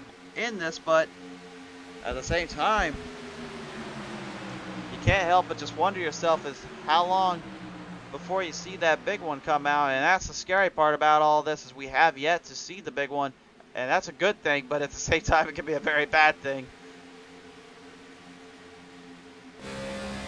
On board here with Hank Caston at 36. We were talking a little bit earlier on about Brett Edwards in that 52. Hank Caston, another guy that was moving the chains in earlier on, but unfortunately has been kind of fallen victim to the earlier issues and earlier problems, and hasn't really been able to escape it since then.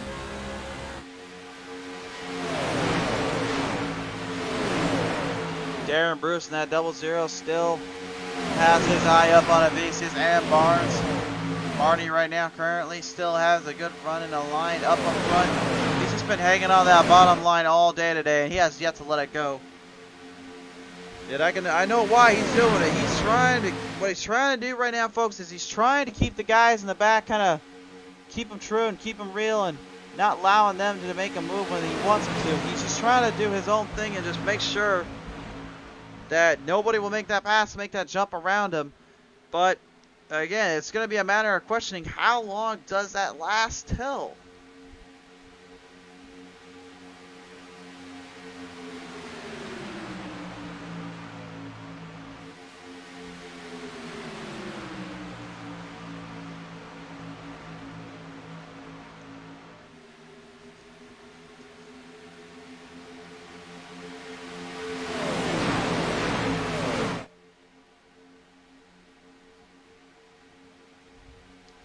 Back him on by, only over 20 laps remain, but you know, that's, you know, it's like we said before, it doesn't matter how long or how well it keeps going, there's always going to be that little change up, that little fear in your eyes that will come away here if they're not careful.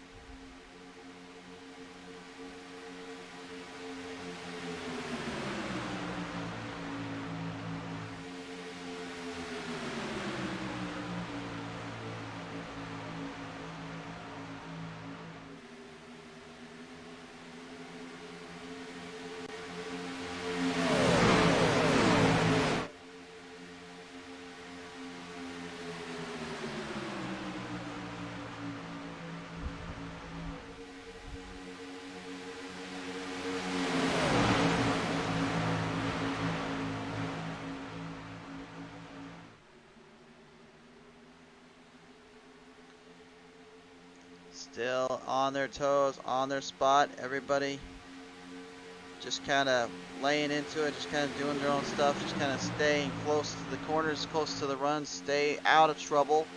There's no time to be making any big moves yet. There's still plenty of laps left that they can do that. And I think they know it. That's the big thing here. That's the thing we haven't talked enough about. It's just how quiet and calm they are inside those cars, and how focused they are, driven to pull away when they need to and make the moves when they have to.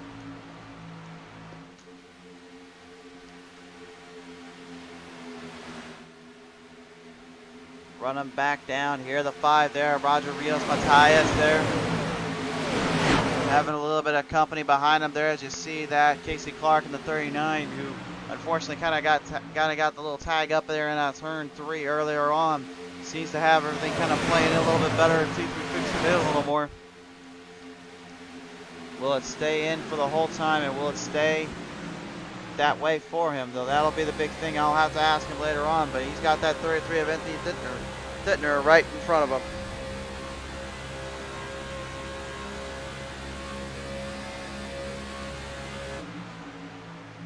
It's all about just patience, man. It's just developing that run, just developing that time. And you know, these guys right now, they're smart. They know they have to wait. They have to be careful about how they hold those spots and how they hold those runs.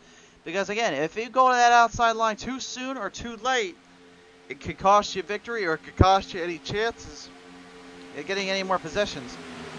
But I almost guarantee you, though, after this here at Daytona, we may see a bunch of different tracks and races that may indeed factor in with these cars and really show how hard it is for some of them to handle, and how hard it is some of them to really take advantage of what they do out there.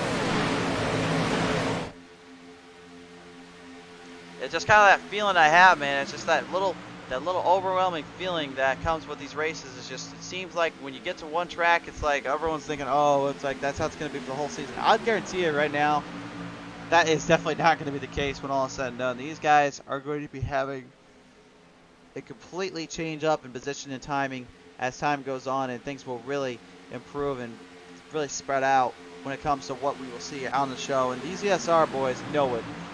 You know, they wanted a challenge, and they're going to get it this season with these cars, and it's going to be interesting to see what exactly that challenge will bring forth to them and what will be upon them.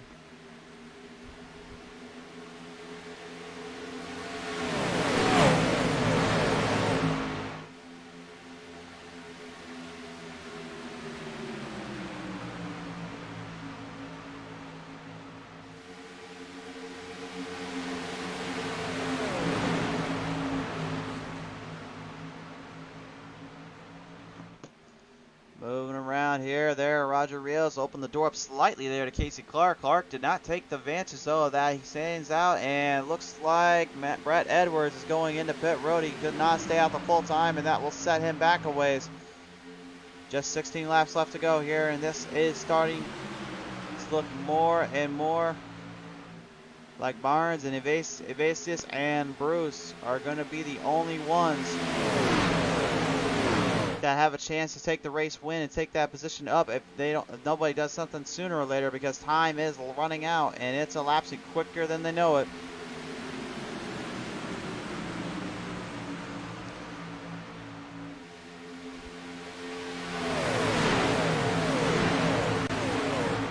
They will bring him out of turn 4, and I've got to believe pit road is going to be a little bit busy here in a minute. It's going to be a lot of guys going in there now. But the leaders stay out. They decide not to go in. They want to run the whole line and run the whole race through on their end.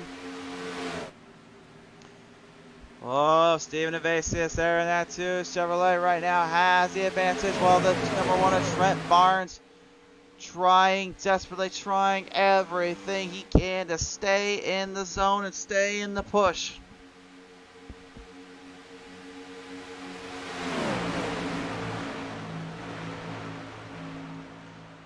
Back them on by once again here out of turn 4. Will this be the time they go into pit road? Here they go. There it is. I was waiting for it. But look at this. Anthony Thittner, he stays out. He's going to stay out. And then Ryan Nicoletta staying out as well. Uh-oh. Was this the strategy that Thittner talked about earlier when he said he took 4 tires? I don't know how he's going to be about fuel, though, because that can set him back a ways and get him in trouble if he's not careful. Jake Fluman in the 22 staying out as well. And that's an interesting strategy in my opinion. I'm not sure what these guys are really trying to play into strategy, or they're just trying to maybe make pace and make do with stuff later on.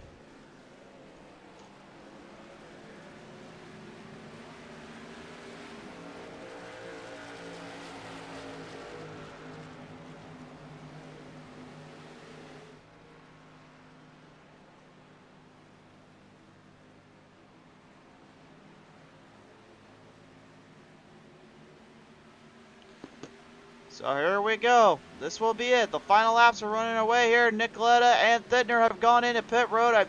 Fluman, he's still staying out there. I'm not sure what his plan is. I don't know if he's trying to actually just run the whole race on what he's got, or if he's going to actually try and somehow survive this thing.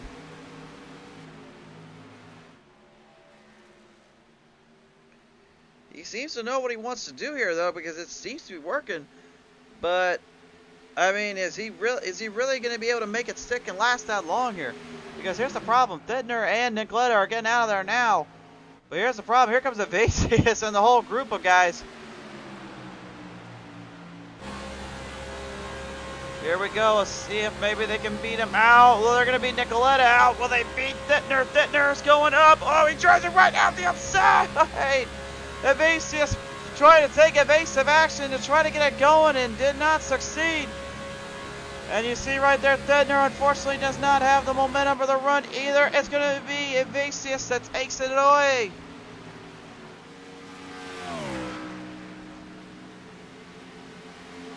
Well, give credit where credit's due there to Thittner and the guys back there, but unfortunately, Evasius had to take evasive action just to avoid that one, but they're all hunting down Jake Fluman, who is all on his own right now. He's your race leader.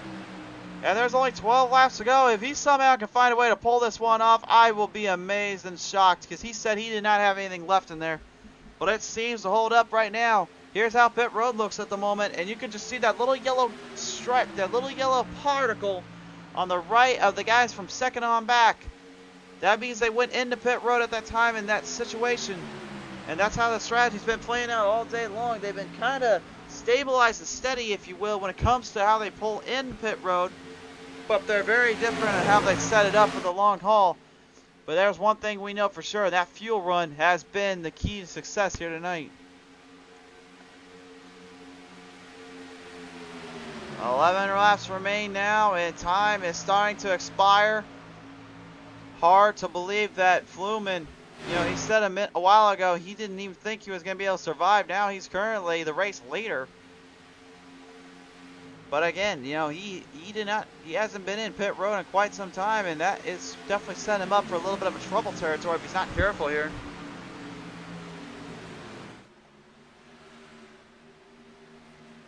Running their way through here. Let's go ahead and take it down to our little thing we have going down here. This is our little dashboard we are now trying out for the first time this season. This little something new we kind of came up with and found here on the show. Now I know it says kilometers per hour, but if you can guess, but if you take in the miles per hour, it actually is right about 205, 210 miles per hour.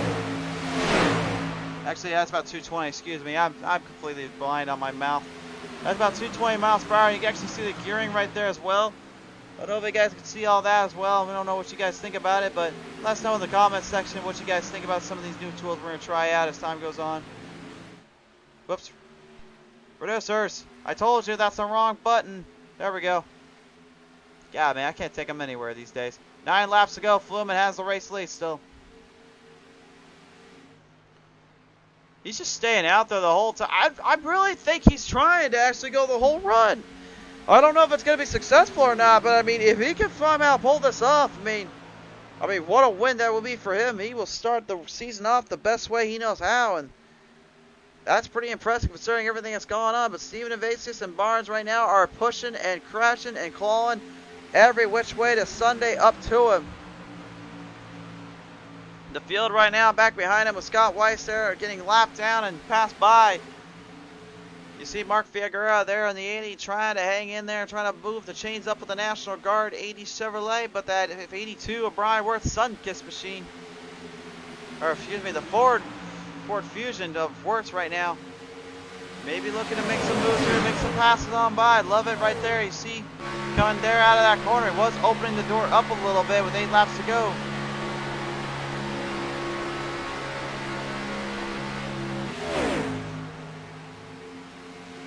Time is starting to expire here away for the drivers here. They are running out of time and running out of ground.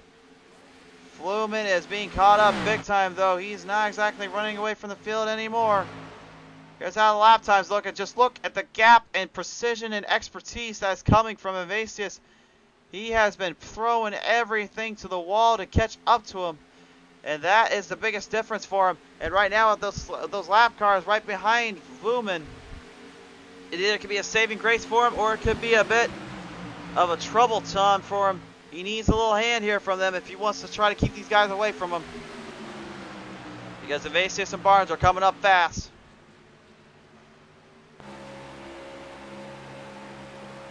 You see that little black dot you see right in front of those cars behind? That's how far they have to catch up. And that's not a lot of time left. With 7 laps to go, there might... But I gotta believe Fluman right now is slowing up tremendously here because of the fact he's running low on fuel. He is running out of time, I bet you. Evasius trying to avoid taking evasive action, but you see Fluman had nowhere to go. Too much momentum. He gets into pit road, and unfortunately the fuel ran out. The locomotive struck, ran out of time, and unfortunately nowhere to go. Now the race lead goes back to Evasius. Evasius has got to hold out Barnes up because you know Barnes is going to try to make a big jump around. But look at on the outside. Here comes Matt Lovett there at a turn, one and a 2. Matt Lovett is starting to scout at McDonald's, and he's starting to whip up a few burgers because he's singing ba-ba-ba-ba to the guys in the back and move his way up to the front. The hard charge is initiated there. Look at this. Love it. Warts all in the zone, all in the area play. They're making their way around the track. trying to get one last big push, one last corner. The high five comes out, 5 to go.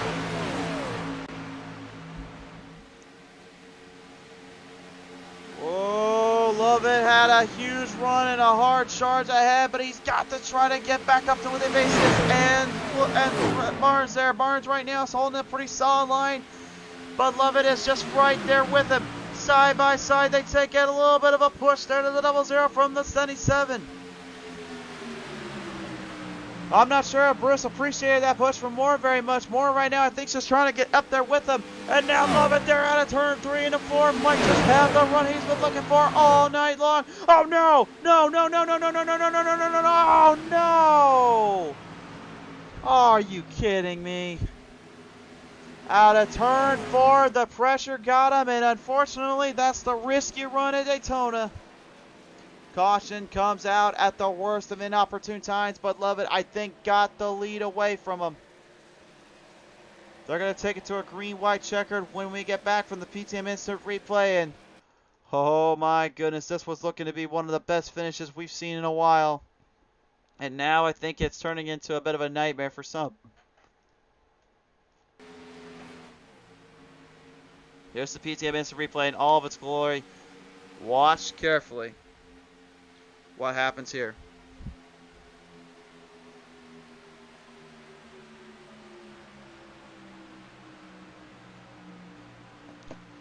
This is just where the insanity starts to kick in, man. This is where it gets crazy. Boom, right there. The draft, the burns, the tightness, it all got him.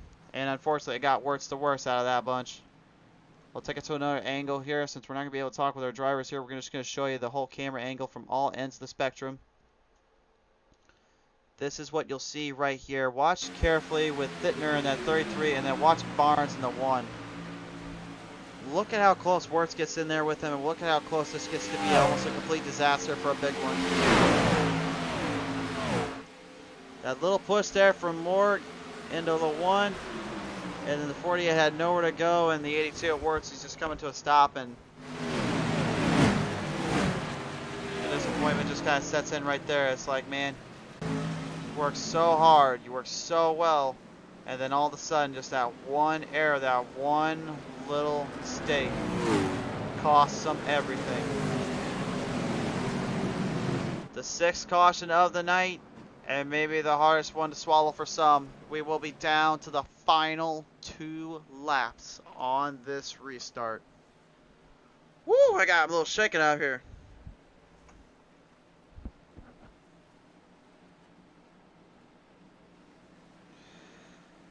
I mean, I'm telling you guys, man, that it's just getting insane. It's getting crazy. These guys, you know, tell you what you will and say it, call it as you see it. But it's insane. There's just so much that these guys have been putting forth and putting hard on the track all day long. But at the same time, it's just been serious run, serious battle, and then when you can, try to get from the draft into a good spot, and there you go. But now they're in a bit of an area of play where if they don't make a jump and make a position in here, I feel as though this one might be done and over with for some.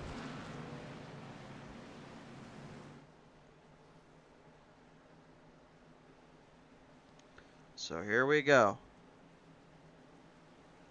The big picture now comes away, and this is really just going to be a matter of stability and control on this restart. Can Matt Lovett do the unthinkable, take down Evasius and Thickner on a track that honestly these guys have been dominating for most of the race, or even more as well? Can he take them down?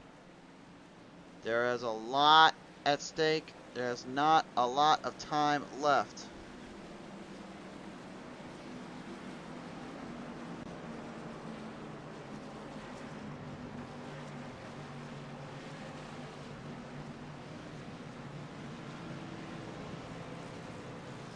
This is it, folks. This is the big one coming your way now. We are ready to finish this one out and see who is going to be our driver to beat and the driver to take down here. Matt Lovett on this restart will have the race lead for the first time tonight And he has been the guy, I think a lot of people were coming into this race thinking he was not going to be the complete favorite. But now I think if you didn't choose him now, I think you might be wanting to change your minds a little bit. He has set himself up for the chance of a lifetime to take the race win in the ButtKicker 275. And what a way to do it, to take down some top tier guys here in this one.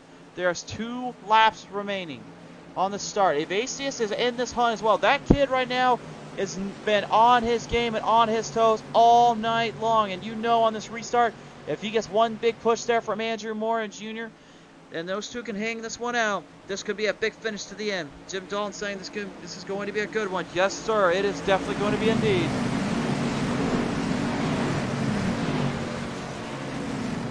Race fans, if your blood's not feeling up a little bit and you're not feeling the heat, the power, and all the momentum that's coming your way in just a few seconds here, I don't even think you've got a pulse, and I don't even think you know what true racing is all about. They're coming to the line. You see the flag wave. You see the lights come on. It is green flag racing. 2 laps remain. Evasius is going to get the push. There's it is right there from Moore. Moore pushes him ahead, gets him a little bit into the zone, and a turn 1 will move it in the chains here. Back by yet again, but Lovett gets a big kick of Dittner. After Dittner, the Bud Light 33 charges ahead. They will come across the lines here virtually at a dead neck pace here. Nobody has any options to lose. The 00 of Aaron Bruce right now trying to hang in there as well. Looks like he's got one last big kick coming his way. Drivers in the back right now currently being packed behind there, trying to stay out of that trouble, trying to stay in a clear zone. 3 wide there, they take it there in the back. They'll have to be careful as we come to the white flag.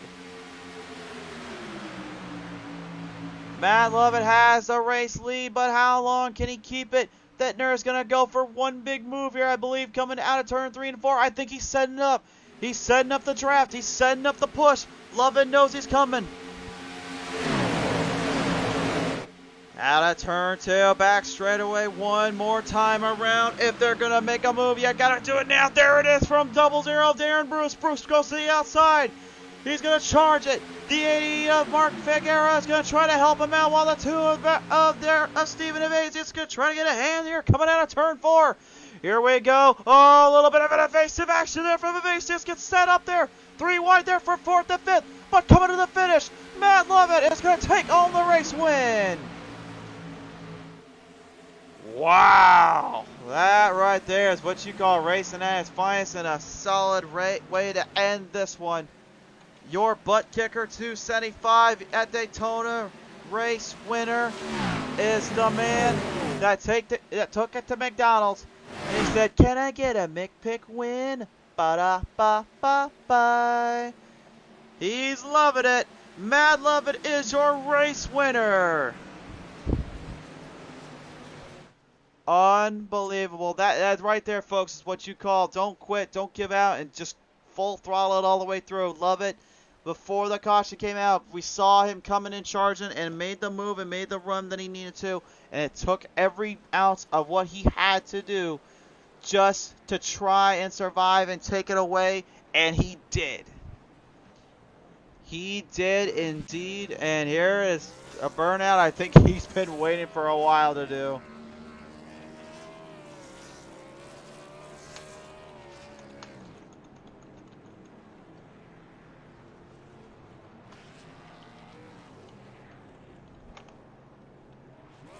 What a race, what a battle. Let's take it down to our final results here now.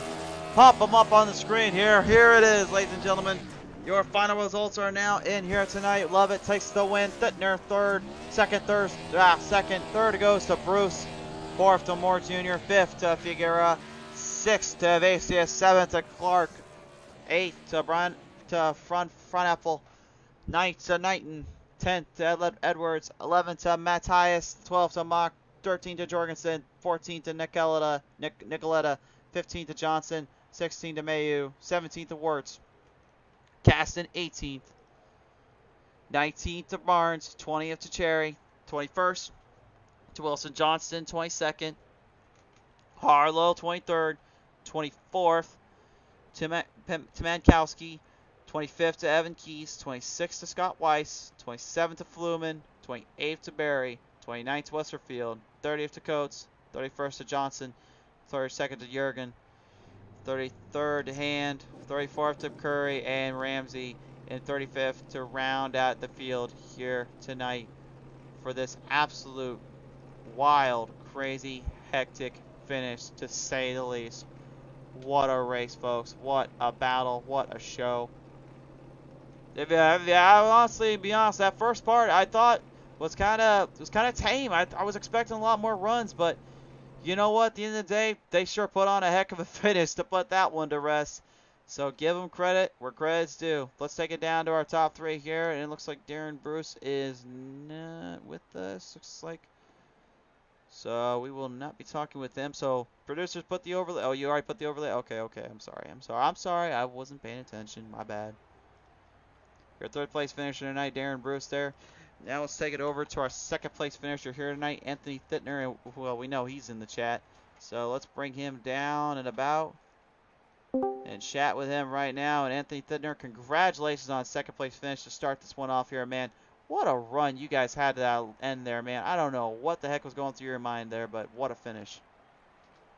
Yeah, thanks, bud. We were going to try to go for it, and I couldn't get cleared. And right at the moment I was clear, my front bumper was hitting that. So I decided to not try to do anything stupid and be the one, that causes that wreck, and just take a solid second place, man. If we're second or third in points, that'll be a great time going next week anyway. So I'll take 33rd. I think we picked up the most position. Yeah, you were the hard charge of the night. You were 31st up here, 31 spots in advance, and I think that's only the second most we've ever had on the show to begin with, actually. So quite impressive to say the least. And the way things are playing out, how do you feel going into Michigan from this one? I love Michigan. I love these cars, so it's going to be a fun season. There's a lot of good drivers out here, and it's going to be fun. I think there's going to be a lot of clean racing. These cars are definitely a lot more fun to race than last year's Cup cars, so anything can happen. But, man, I feel a lot stronger this year in these cars, so we'll see what happens. For sure there. Who do you want to say and thank you for this one tonight, my man? Thank you, Christian, and PTM Racing for doing this and being able to go back and watch these things. I had a couple people watching tonight, so I appreciate that.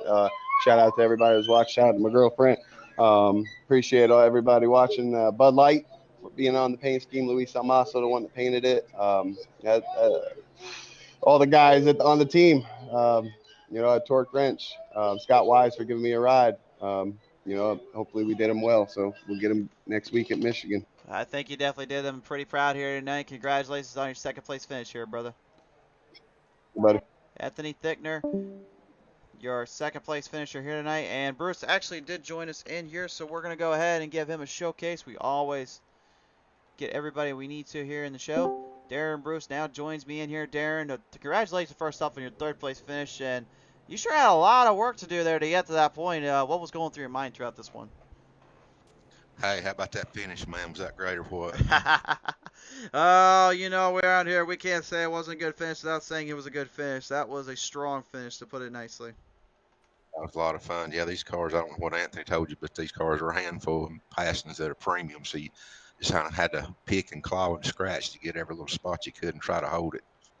Yeah, you definitely did there, indeed. We were actually down there a little earlier on, and we were practicing. I actually jumped in the car myself to feel what it was like, and they are a handful. Even in the draft, man, they're still a pain to try to keep control of and work with. But you guys made it look pretty easy out there and really stuck to it. What was the big thing for you at the end of the day? It wasn't easy, I promise you that. I found myself using the gas feathering the gas through the turn to keep it straight because you could get loose. It wasn't like Cup cars on the high banks. You could definitely, if you twitch just a little bit, the back end get away from you. For sure there. And at the end of the day, you did take home the third place finish here tonight. So I got to ask you, man, who do you want to thank you for this one? I want to thank Josh, Mayu KTB Motorsports, teammates there.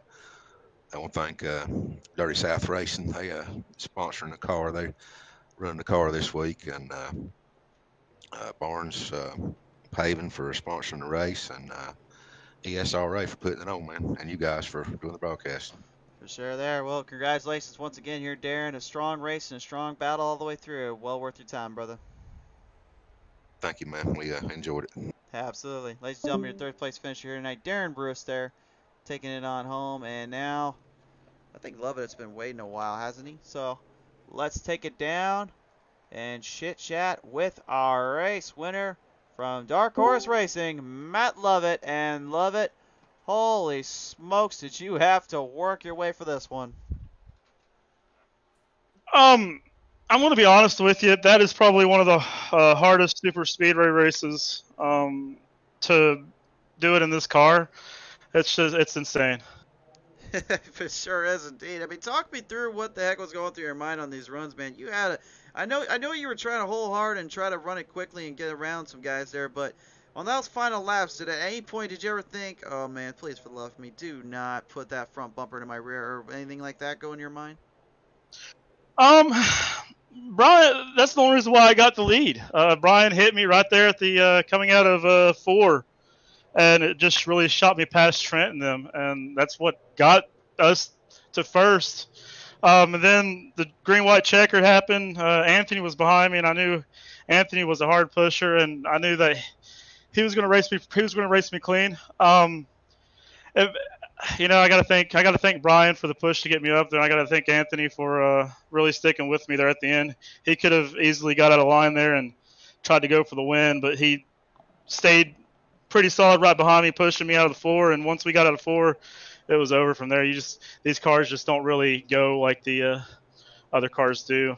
For sure there. And at the end of the day, though, he still managed to pull this one away, and going to Michigan next week should be an exciting show to say the least. But you are our race winner here for the ButtKicker 275 here, Matt. So I got to ask you, brother, who got you here to victory lane tonight? DHR. Got to thank Brian. Got to thank Casey Knighton. Got to thank Anthony for sure. Everyone that I race with, everyone here is really, really respectful. It's a great race, and we'll come back next week. Hopefully, pull out another one. For sure there. Well, nevertheless, Matt, taking a trip to victory lane and all that. Congratulations, man, and we'll see you next time out here, brother. Buddy, thank you for the broadcast. Absolutely. Matt Lovett in the 4A1, your race winner here tonight from Dark Horse Racing, and that's about going to kick it off here. And well, if you want to say kick it off, it also started up the first part of the season. The season opener, for these boys has now commenced and begun. And after that, I can only imagine what we got in mind for these guys here. But the ButtKicker 275 is now completed. Thanks again, everybody, for tuning on in here. We love you guys. Thanks so much for all your support. And until the green flag flies next time out here, we will see you right here on the show. For now, though, if you missed some of our races, catch them all on the show. Catch all the action, all that. We'll catch you next time. See you later. We love you. Be safe. God bless. Take care. You know the drill. Good night, everybody.